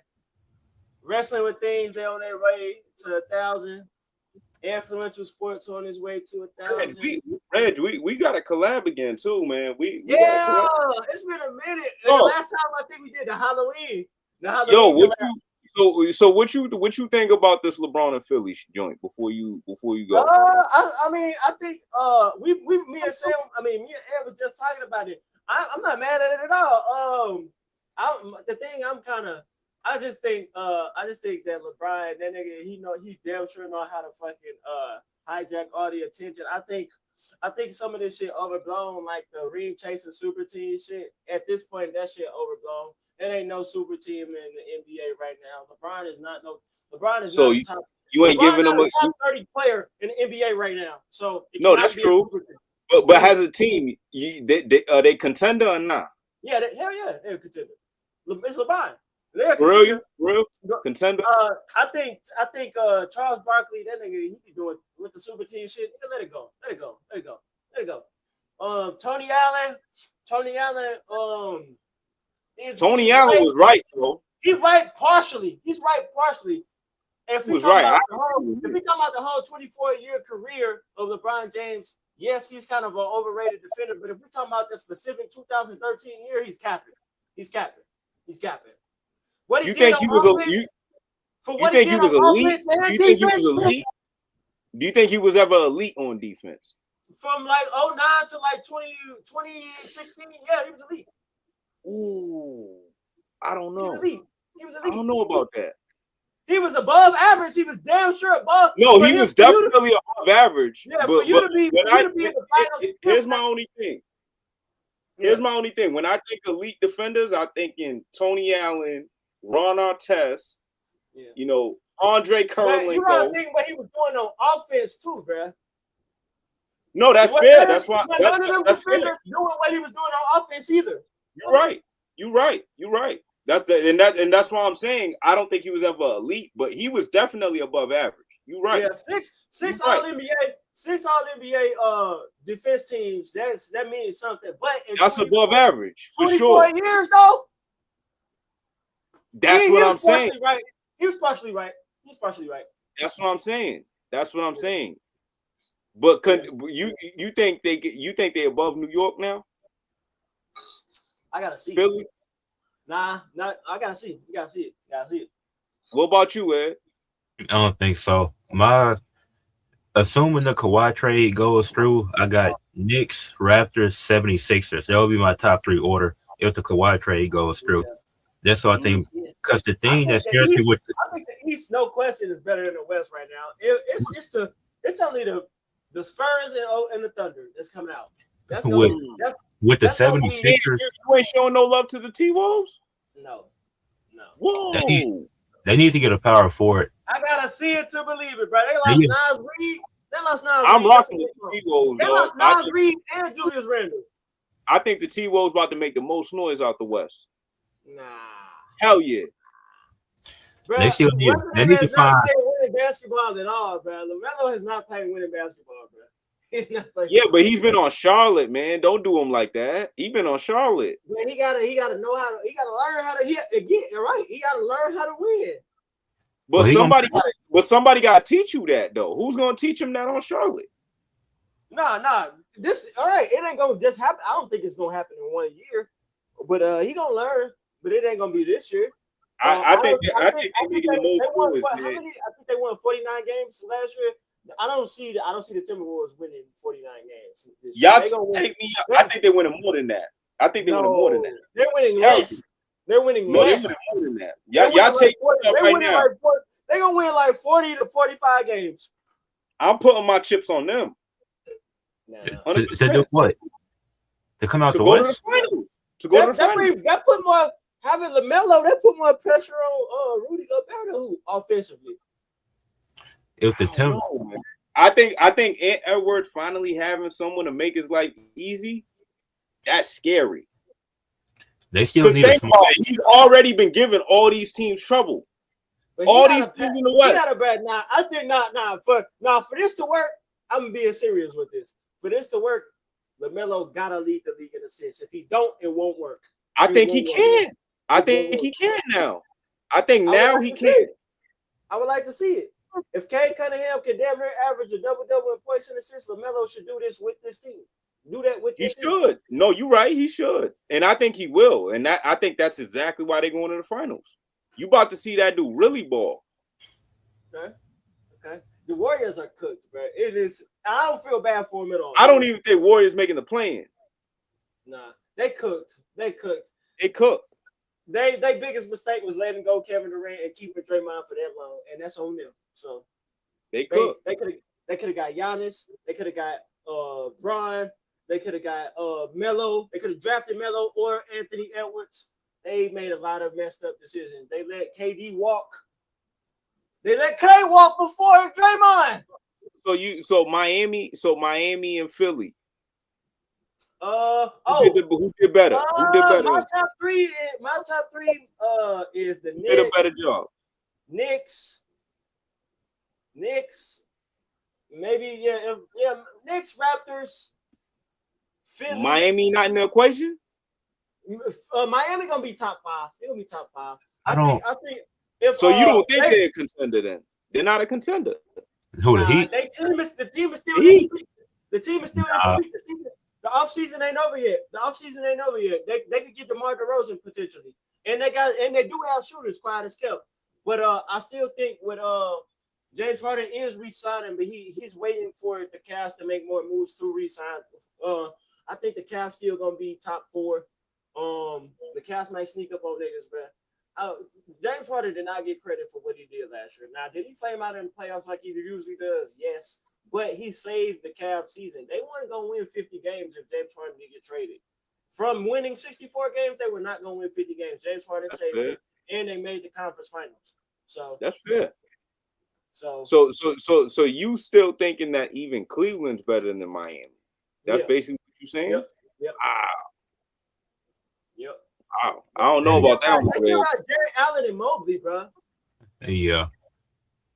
I don't That's know about true, but Bam and Giannis in the paint, that's kind of tough to deal with, dog. it is, but I don't like they spacing. Yeah, on God. Yeah. With them two, with them and Davion Mitchell starting, the Pistons are done. They're done. No, Pistons ain't done. They're not done. Yeah. Wait, you think they go ball out like they did last year if they keep doing? I don't think they're gonna go number one like last year, but they're still gonna be somewhere in that top four. They floor is 6. They floor is the 6th seed. They better be. Yeah, you think they're gonna drop the 6? Yes, that's their floor. If they do anything, I don't know. If they do anything below 6, they falling off. I think they could still be 3rd or 4th seed. I don't think so. They lost Tobias Harris, bro, and Jaden Ivey. They lost all their guys. They didn't pick up nobody. Yeah, they ain't made no moves. They could get DeRozan. They could get DeRozan. Ooh, they could. Well, why? They could. With that, they might need someone to play I don't think he got that. He got a 2000s ass game, bro. That's not gonna work for the Pistons. Yeah, him and Asar Thompson can't play next to each other. No, but think about it. It gives them another great scoring option other than Cade. Is he willing to come off the bench? Because him and Asar, he can't be no starter, bro. He can't be no starter. He has to be willing to come off the bench. You think he can't start at the 3? Not next to us. In the Pistons, with the Pistons, he can't start. Hey, usage rate's too high, bro. And he finna be trying to do this mid-range shit, bro. K gotta pass that motherfucker, bro. Because think about it, Asar Thompson, he still hasn't developed a jump shot yet. He a great defender, but he got to develop a jump shot. And putting him next to DeMar, take the real trajectory down the line, bro. I don't think if what's the name? If DeMar DeRozan want to win, going to the Pistons is not the right choice. Yeah, and the spacing wouldn't be great either with him there. What do y'all think about now? I understand this for sure. People feel bad for him, but I mean, now I kind of think it's fucked up just because of like his cachet. Like damn, does his cachet not mean anything? But some of this is his doing. I think Russ is done. Oh, that's super unfortunate. I was wondering, like, it got to be somebody that can use Russ at this point. Nah, I don't think there is, bro. Like, he asked, bro. I'm sorry. Now, at the same time, this nigga's he's a former MVP, bro.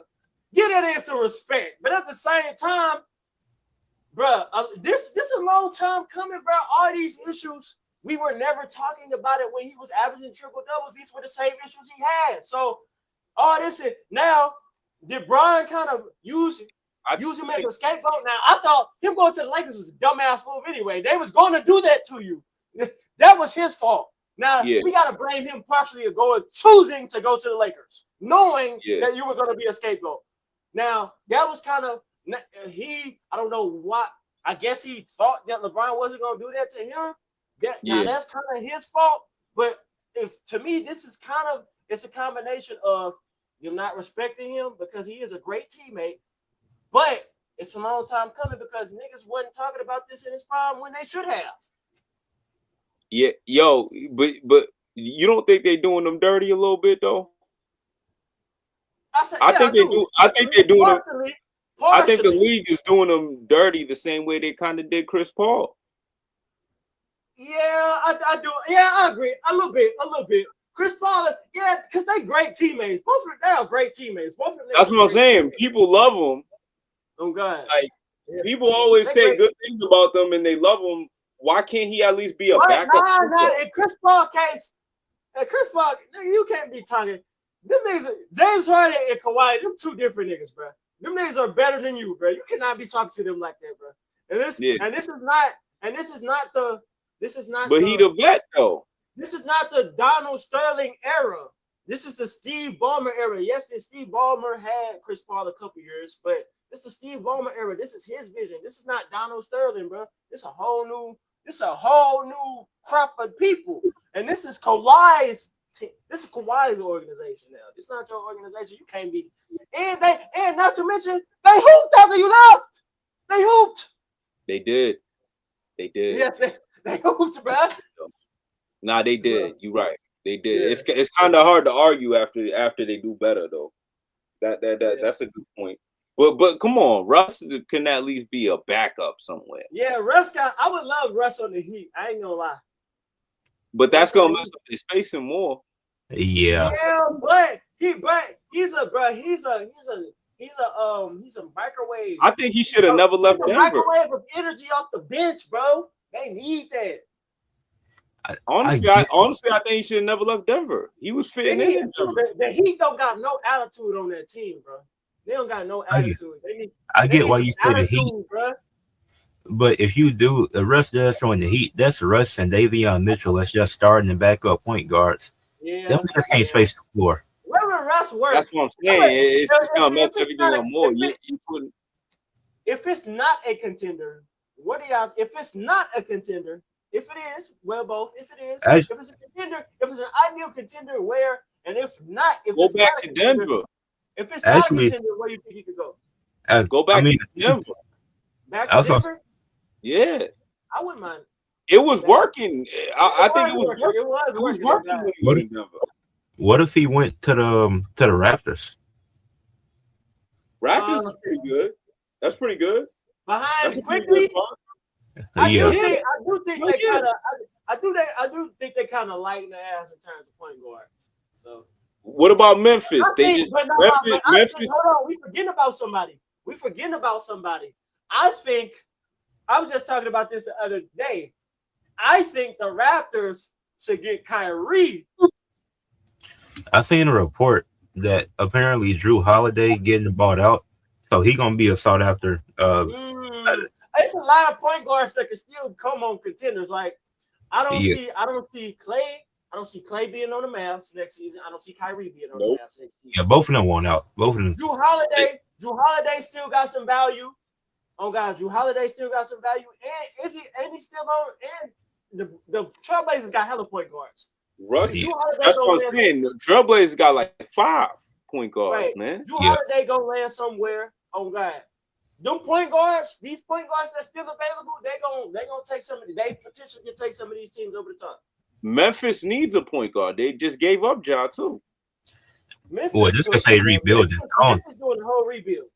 Yeah, they rebuilding. I know, but they gonna need someone at the one because they just gave gave up Ja.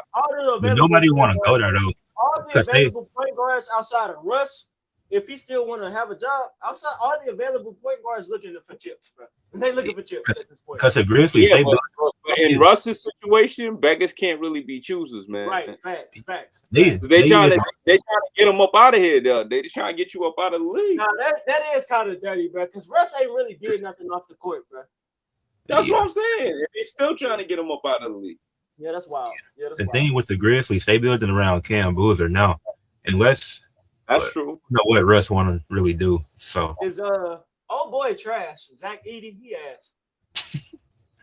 That's why they building around Cam Boozer. You see how quick they made that transition to get Boozer? That's what I'm saying. Yeah, it's definitely gonna be Boozer's world over there.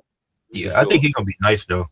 The Grizzlies gonna suck, but I think he'll average around 16, 17 this year. So let me ask y'all this: what y'all think about that Wizards team? Y'all think that Wizards team gonna be for real?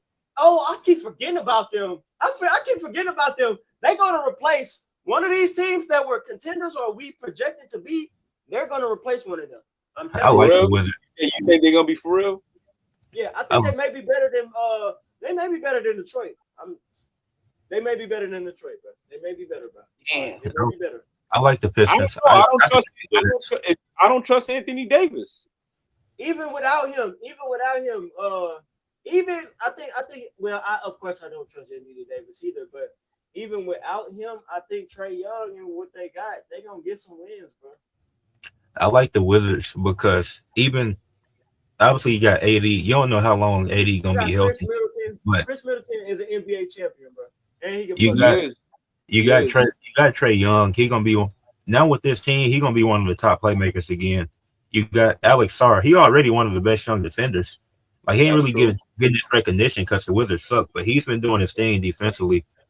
AJ DeBanster gonna have a good rookie year. I think he's going into one of the best situations as a rookie for a first overall pick. This is one of the best situations to be in. I forgot all about them until the Wizards gonna be nice. The Wizards definitely gonna be better. I know they're gonna be nice. The Wizards definitely gonna be better than Magic. Vucevic went back to the Magic. Vucevic's ass. He went back to the Magic. He's trash. They should have never took him back. I don't understand why they even took him back. I think the Wizards. I was gonna say I think they're at highest they'll be a 6 seed this year. I think lowest 8 seed. They'll be around 6 to 8 range this year. Wizards for real? That's hella good for them. That's hella good for man, them. I think they're even higher than that, man. I think they're even higher than that because Boston for sure is falling off.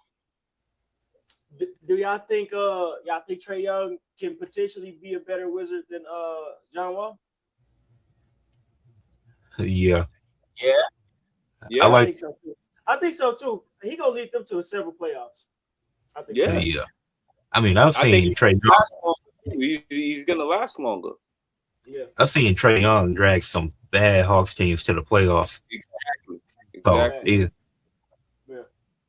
if he can do that with the Hawks, man, and this gonna be a great situation for him. Wherever Kyrie land, that's gonna be a big move. Wherever Clay land is gonna be cool. But Clay going to a contender for sure. But wherever Kyrie and Drew Holiday land, I'm looking at them. You was talking about Barkley because of what part of what Barkley said did you not like? Which part? I just think you need to. I just think the whole Brian super team shit, like nigga, you beating a dead horse with that shit, and it's not a super team, bro. LeBron not even a top 30 player. He doing everything that y'all niggas did at the end of your career. So it is the same thing though. And now this may be was he kind of forced into taking a veteran minimum? You can say that, but he taking a. But you wouldn't consider this a super team, even though all dudes is coming off averaging 20? No, because what's the name of got traded? That's on them. Boston traded them to a contender. Today, Boston was dumb for that. Boston was dumb for that. That's Boston's fault. You're right. Fault. And then them other two dudes, them was homegrown niggas. They weren't trying. Oh, so you saying it's not a super team because they wasn't free agents? I agree with you too. Partially, yeah. I agree with you. I think when you're a free agent and you on the phone like, yo, I'm about to come team with you. Yeah. That's a little different than I'm glad you just said that because I said this once on my channel. I think there's two different versions of super teams. There's the prehistoric super team back in the, of course, Bill Russell days when you had the niggas, you got the niggas, and you kept the niggas. They can't move. That's the prehistoric definition of super teams, and then you got the modern definition of super teams, which is free agents. So, free agents and all stars specifically. How many all stars do they got? How many all stars do Philly got? Philly got all stars, but again, that's Boston. That's Boston fucking incompetence for trading them to Philly. Joel Embiid was he an all-star this year? I don't think so. I think he was hurt the whole time. I think he was injured.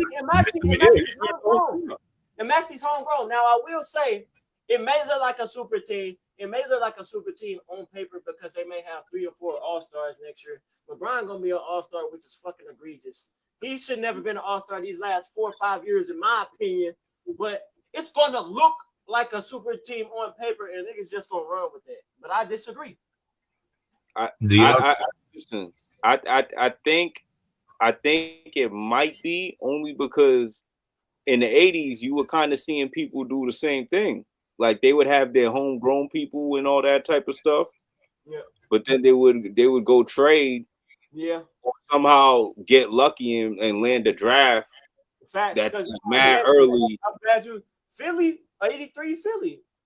Think about that. Moses Malone, Dr. J. A lot of them, those late 70s, early 80s Phillies teams, them was the 83. It was that.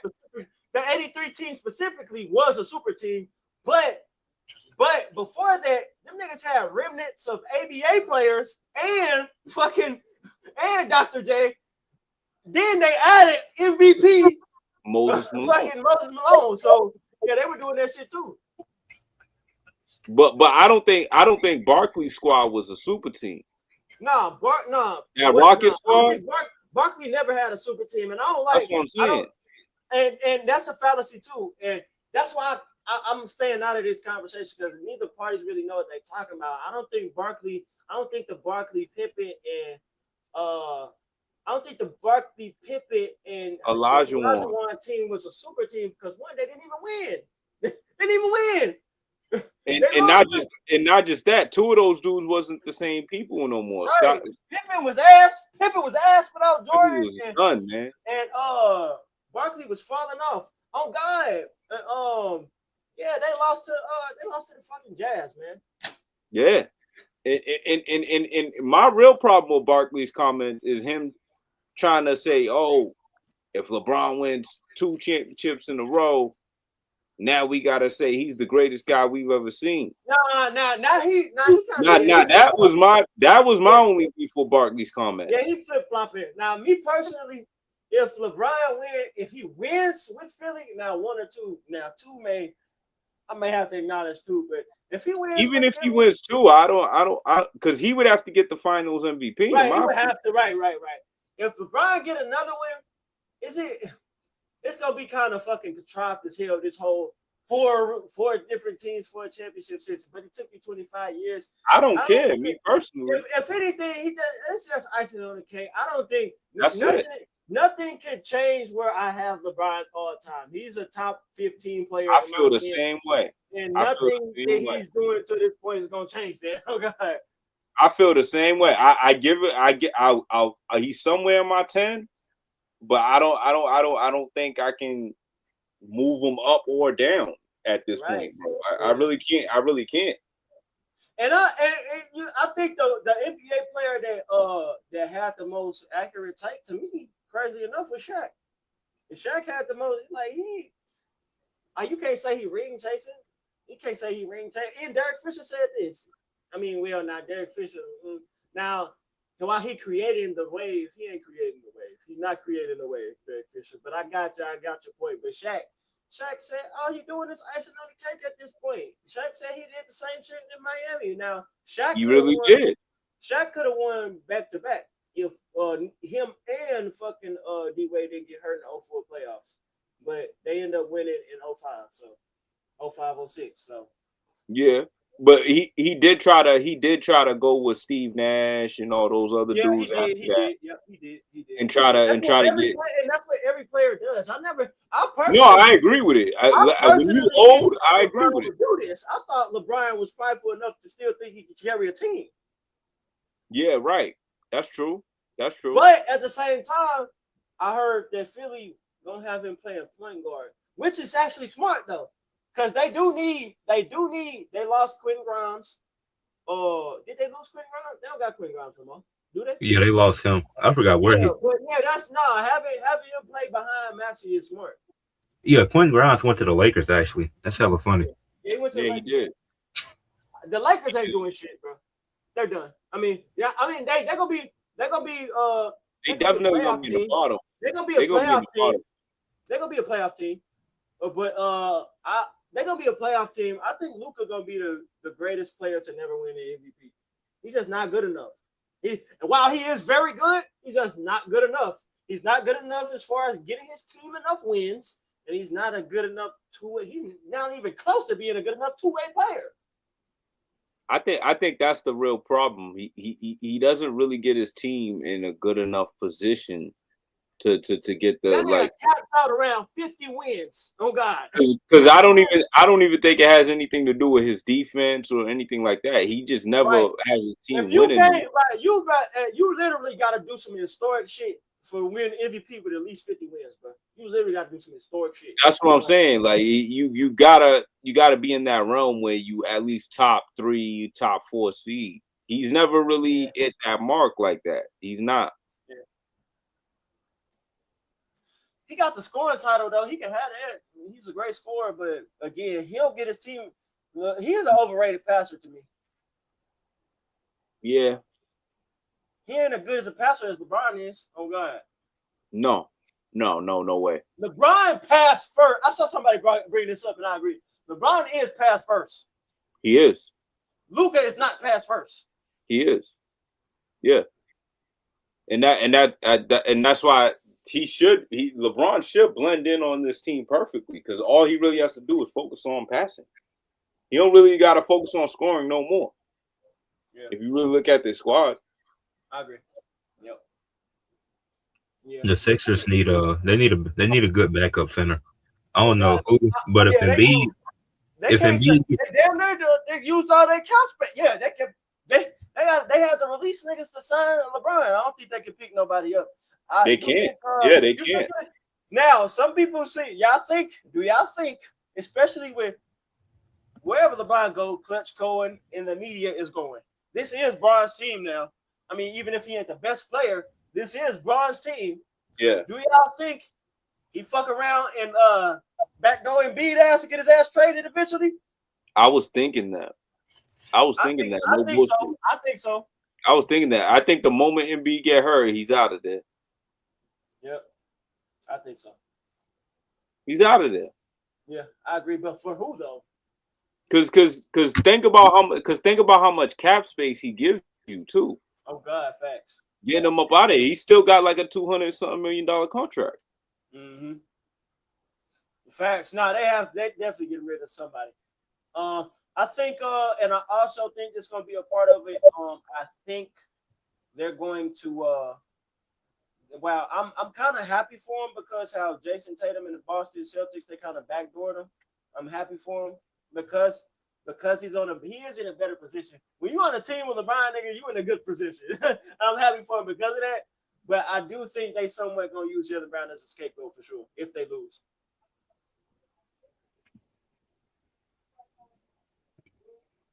Yeah, I think they'll still use Embiid.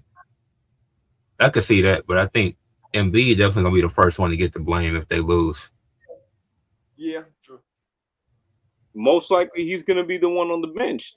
That's why. I wonder how that's gonna work. That's why I said most likely he's gonna be the one that gets hurt. Like most likely. That right. Ed's Cone. I think Ed's gonna get traded too eventually. LeBron don't play with young dudes like that. I think here's a real fan. They better not trade Edge Cone. They better not. I'm surprised they didn't. If I'm the Celtics, there's no way I trade Jaylen Brown and don't get VJ Edgecombe back. Yeah, that didn't make sense. Right, that was dumb. That was so stupid. It should have been George. It should have been PG and VJ Edgecombe. Are you serious? Now I can get Philly wanting to get rid of his contract, but Boston picking up Paul George after JT just tore his ACL? That didn't make sense at all. I ain't like that. Nah, I don't want Boston to win. Boston would never win another championship, but unless JT go absolutely insane, which I doubt, they're not gonna win another championship. Hey, Paul George better pop whatever he was popping last season. Oh God, nah, he was. Oh God, he was going crazy for that little spell. When he came back from suspension, he was going crazy. Mm-hmm. Facts.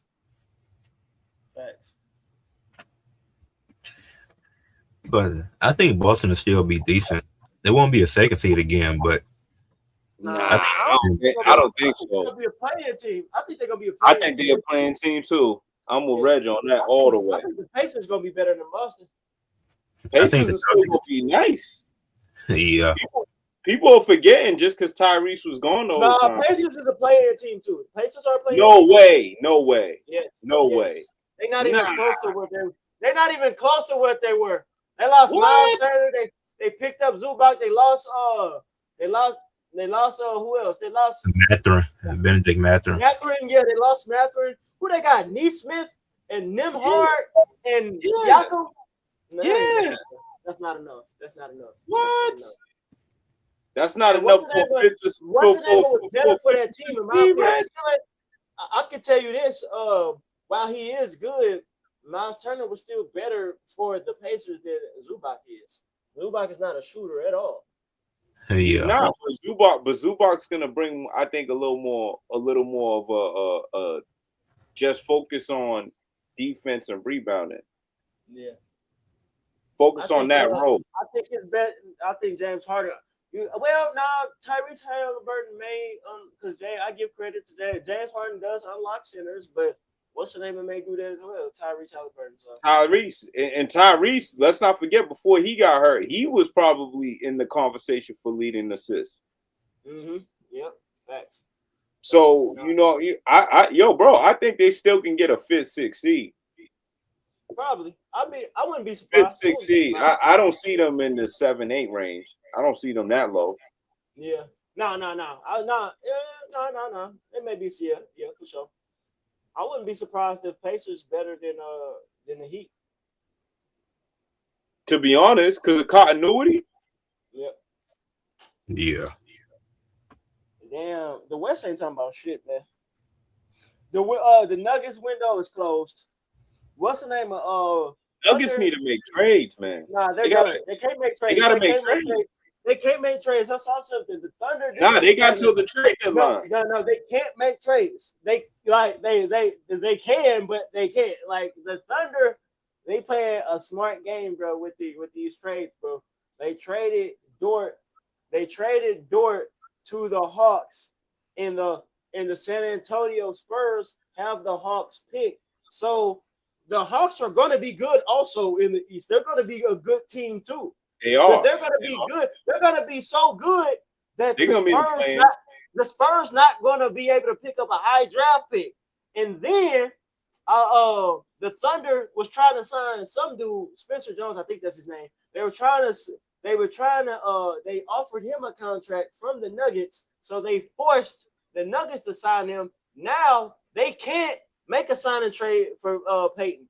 They're in the luxury tax. So they can't make a sign and trade for picks or players for Peyton Watson. They gotta let him walk.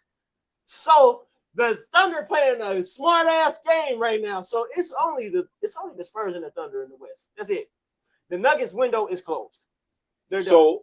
So you don't think nobody would want Jamal Murray if they try to put Jamal Murray on the line? They're not trading him. They should. They should. I don't think it makes sense. Why? What do you mean? Why? They should. Why? They should trade him. Who would they trade him for? Bro, you gotta get either a good amount of depth or you gotta get another star. That combination don't work no more. It does. No, it definitely does. No, it don't. They won at least 50 games for 4 straight seasons. It still works, bro. It still works. It's still working. Yeah, he made an all-star team last year because he was hooping without Jokic when he was hurt. Yeah. No, at a championship level. It's done. No, it's because think about it. You just said it's not because of their ability. It's because of the contracts. Unless they ball out, unless they fucking go absolutely crazy, they're not winning the championship. But they're going to be a good team. It's the Thunder. I think even if they ball, and that wouldn't be smart. Even if they trade Jamal Murray, they got to redo their whole makeup of their team. Even if they trade Jamal Murray, they can't. Even if, from what I just said, even if they trade Jamal Murray, they can't pick up nobody else. So they're done. Nah. The Thunder got control of everybody in the league. I think they can get great depth for Jamal Murray, depending on what team they talk to. They can get great depth for Jamal Murray. Damn, what's the name? It's a couple of niggas. Cause, bro, think about it. This team is not beating Oklahoma City. This team ain't beating the Spurs. The way they are right now.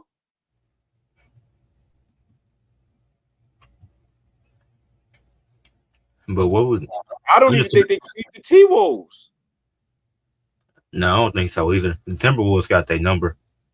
That's what I'm saying. Like, so that puts them like at the fourth rank. But to be fair, but the Timberwolves just had their number the last couple of years because they beat them with the Timberwolves beat them with MPJ.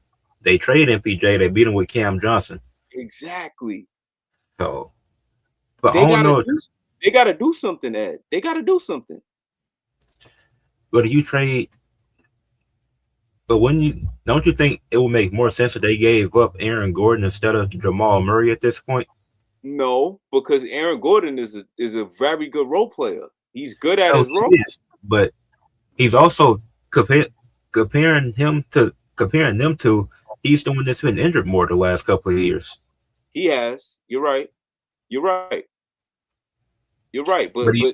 he's still good when he's there. So I think you can, because it's easier to get more value out of higher tier role players than it is for all-stars.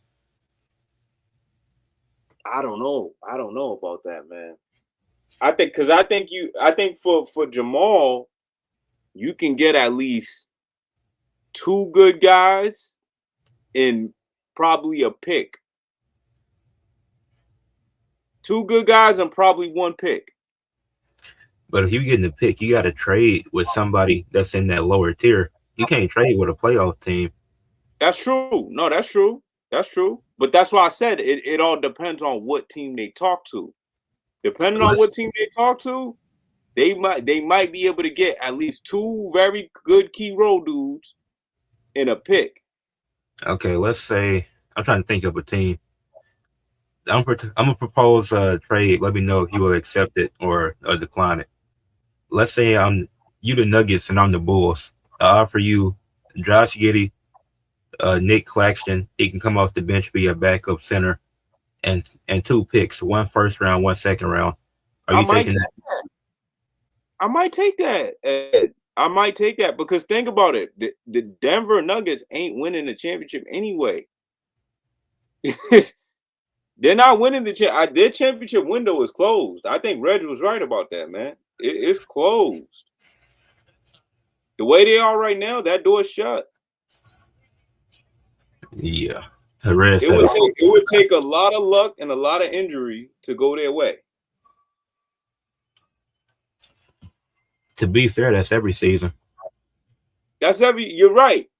But I'm just saying, like, what if we taking teams majoritively? If you're taking the Spurs at a majority healthy rate, OKC at a majority healthy rate, Timberwolves, then they're not seeing any like I think they're losing in 6 or 5 games by all 3 of those teams. All 3 of those teams. Do you think they still be a top 4 seed? Because out of those 3 teams, I don't see anybody else being better than them. Would you take them or Denver or the Rockets? I'll take Denver in that situation. I'll take Denver. Yeah, I would too.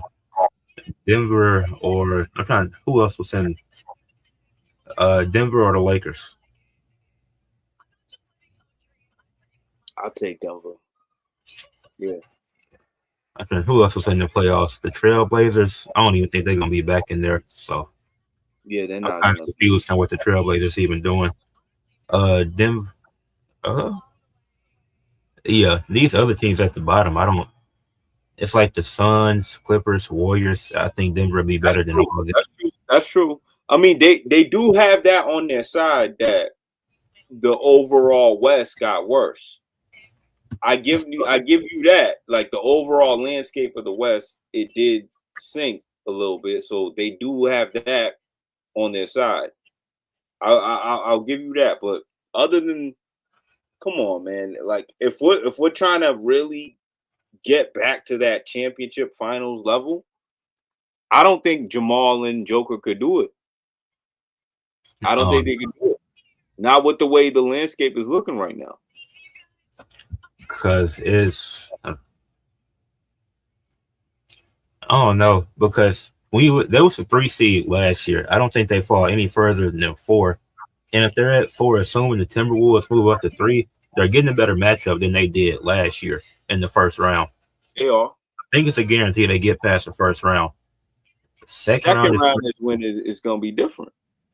But I don't think they should make a big move. What I think they should do is one of them lower tier bench players. So find a way to get Daniel Gafford from Dallas. Try to make see if Dallas a budge on Daniel Gafford because you haven't had a backup center that good in this Jokic era, and they've won a championship. So you can get a Daniel Gafford who can give you rebounds, who can catch lobs. I think that'd be good for them because I don't think they need to do something big unless I would say see how this year goes because you did just make the Cam Johnson move last year, so you're going into the second year of that. And Jamal Murray, he was just an all-star for the first time, and it's hard to be an all-star in the West as a guard. So I would try to make a small move that could deepen that bench, but I don't know how possible it is. But if they can find a way to make that happen, then I'll let the season rock out like that or something at the deadline. But here's my thing, Ed. For how long, right? For how long are you gonna let these two rock out together? Because if you look at OKC, they're young.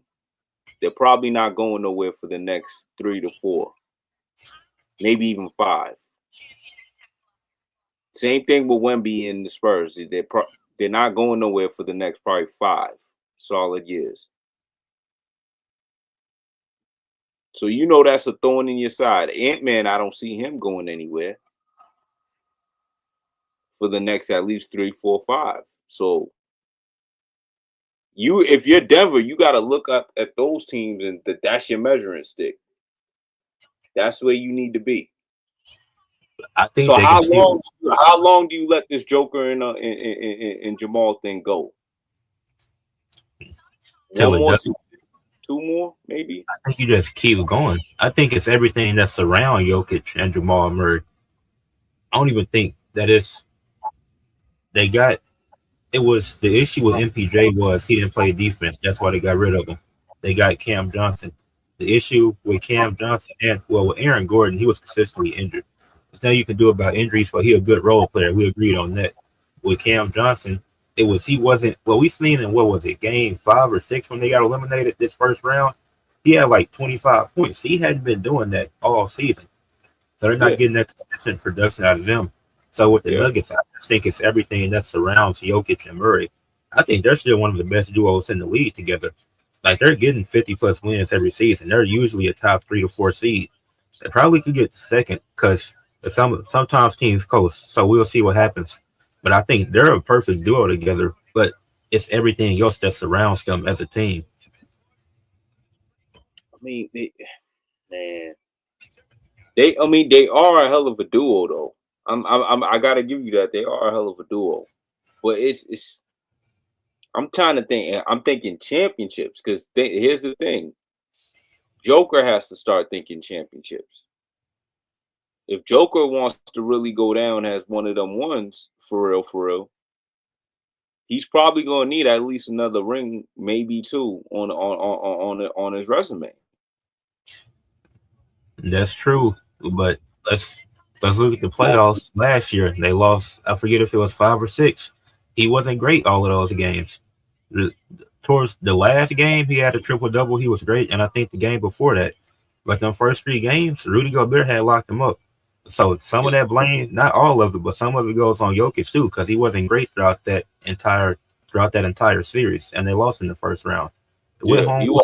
You're right. But it hasn't been that way the whole time. The year before that, he was balling the hell out when it was him and OKC. Yeah, versus OKC. Yeah, he had a great series there, and they still lost. They still lost, man. Me personally, I just don't think the duo works on a championship level anymore. Because we've seen teams in the history of the league, like we've seen teams have 2 All-Stars. They look good all season long. And then when they finally get to the playoffs, it's just they end up, losing that little magic a little bit. It's second round or conference finals. Like a team like remember how Sacramento used to be when they used to go up against the Lakers, how the Clippers used to be when they had Chris Paul and Blake. Yeah. But the difference is the Nuggets won a championship. They did win already. You're right. They did win already. They did. We're just gonna have to see how the season goes. But I think I wouldn't break it up. But I break it up, man. I say break it up. All right. Break I'm it up. gonna address one last comment, then we'll head out. Red said the Suns to be a playoff team. They actually could be. That was the AFC. Yeah, because they brought everybody back. The West got way weaker, so that's not out the realm of possibility. I think my only problem with the Suns is they keep forcing Booker to play point guard. Yeah, I don't understand that.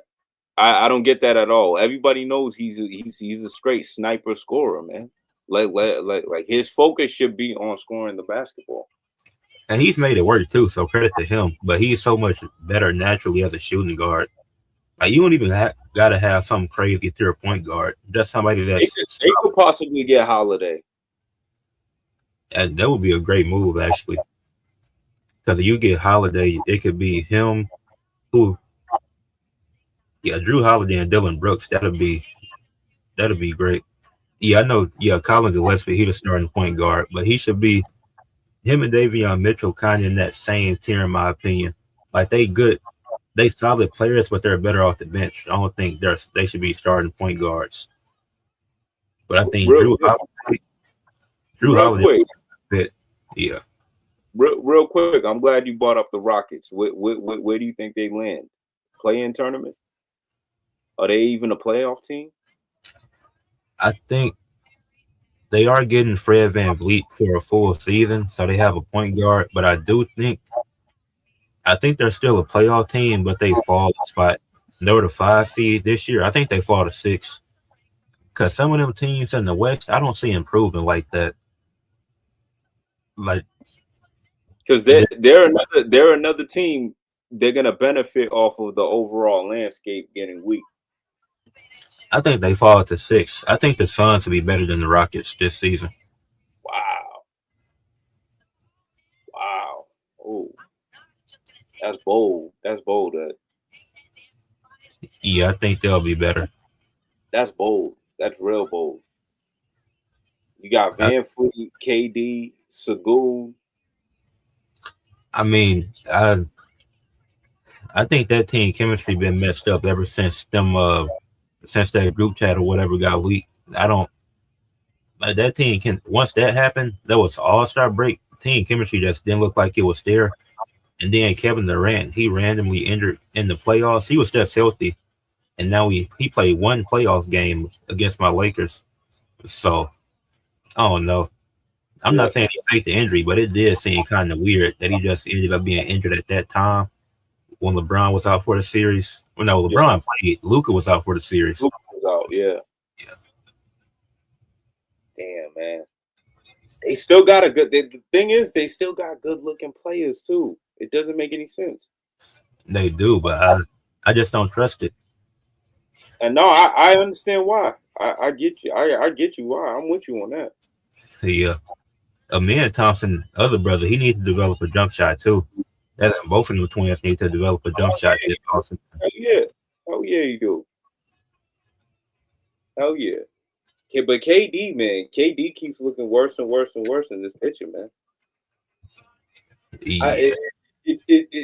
If this is really how he's gonna go out, can he even secure a top 20 all-time ranking? If this is how he's gonna go out. I mean, lower end, but not crazy high. Like around 19, 20. I don't even know if he gets that low end, man. If this is really how he's gonna go, Because think about it, every team since Golden State, it's always been disaster. Straight disaster, bro. Brooklyn. Yeah. I think Brooklyn was solid, but I forgot how that ended because Harden was, I think Harden and Kyrie was injured at that point. So Brooklyn, I thought they did, because they ended up getting to the second round when the injury happened. So I thought that was a bit more solid than the other years. But yeah, I agree with you with the rest of them. With the Suns, they missed the playoffs completely with Kevin Durant. Then made it the next year. With Suns, the Rockets right now. Oh, is that it? Yeah, the Nets, Suns, Rockets. Yeah. That's what I'm saying. In all of them, it's just been bad. It's like you're not even close to championship level. You're not even close. Yeah. And he has the players. That's the thing. You have the players. It's not like you're playing with no talent. You're not doing no carrying job. It's not no type of situation where, you know, your coach is just terrible, because Ime Udoka is a good coach. Yeah, that's true.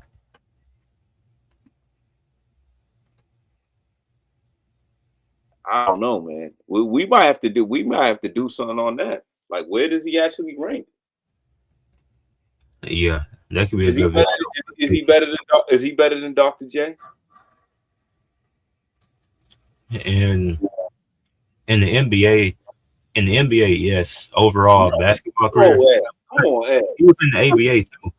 You ain't let me finish. Overall basketball, I would say yes, because his ABA tenure. I would still take his NBA career over Kevin Durant's. I'm still doing that. 100%. Think about it. Multiple runs to the finals. Right? I think he has two runs with Philly to the finals. And one of them he won. Look at KD got multiple runs too. He went 3 straight years and won back to back. That's with Golden State. That's it's for Golden State. You take that Golden. Come he on won now. The finals MVPs, those. And he also got another finals run with OKC. They lost, but that's still a finals run. Come on. But look how he lost compared to how somebody like a Dr. J will lose, where, you know, Dr. J, when he lost that first one, he's still looking like the MVP of that finals. He just happened to lose to somebody better. You know what I mean? Like, and then he didn't need to run anywhere else to get what he did. He ended up waiting for that one final piece to the puzzle, Moses Malone, and they cooked people that whole playoffs. They cooked people. Remember the 4-4-4. They almost swept everybody. But KD couldn't stand OKC forever. Think about this, right?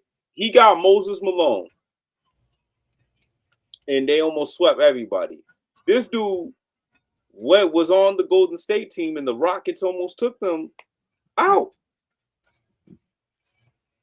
But the Rockets was still one of the best teams that year. Yeah, because the Rockets, they had a team to beat the Warriors. They was able to put a team together.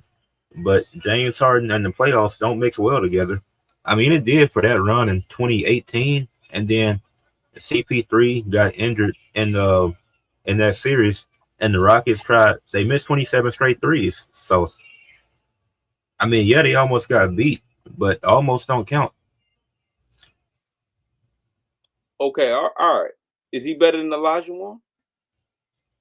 No.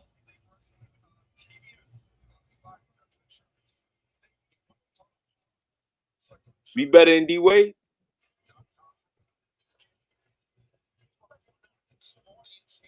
And that's close. Come on, Ed. Come on, Ed. Yeah, Hakeem in my top 10 too. I would take KD over D-Wade. See, Hakeem doesn't even make my 10. He don't even make my 10. So I know Kevin Durant is nowhere close. He can't. But now Hakeem, in my opinion, he's the second greatest defender all time behind Bill Russell. So true. That's true. Is KD better than Jerry West? No.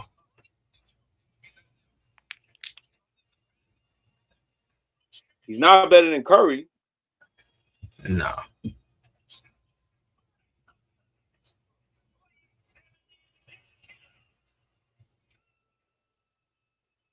Yeah. See. Damn. Would you take his career over Dirk Nowitzki's career?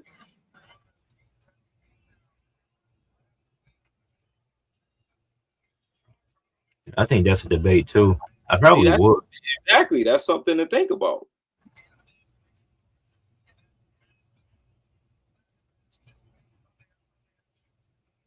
That's something to think about.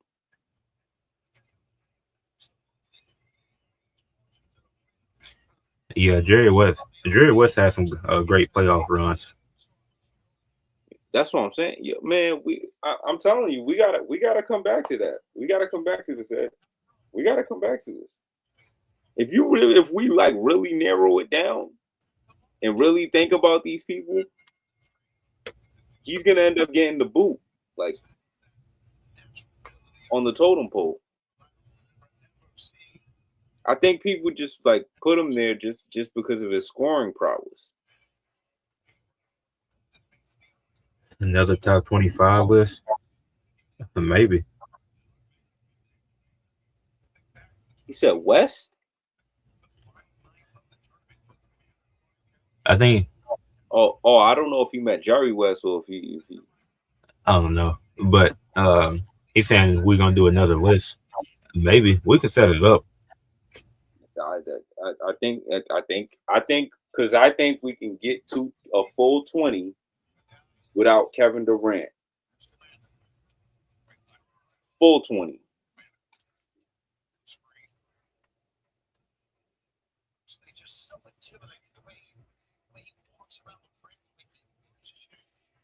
Are you putting him out over Isaiah Thomas?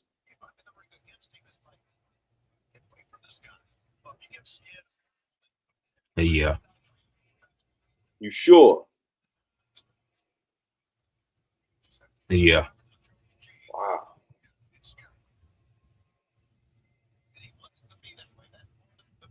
That's respectable though. That's respectable.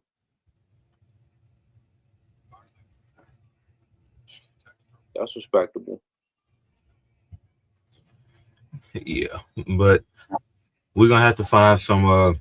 We'll find some time later to do another top 25 list.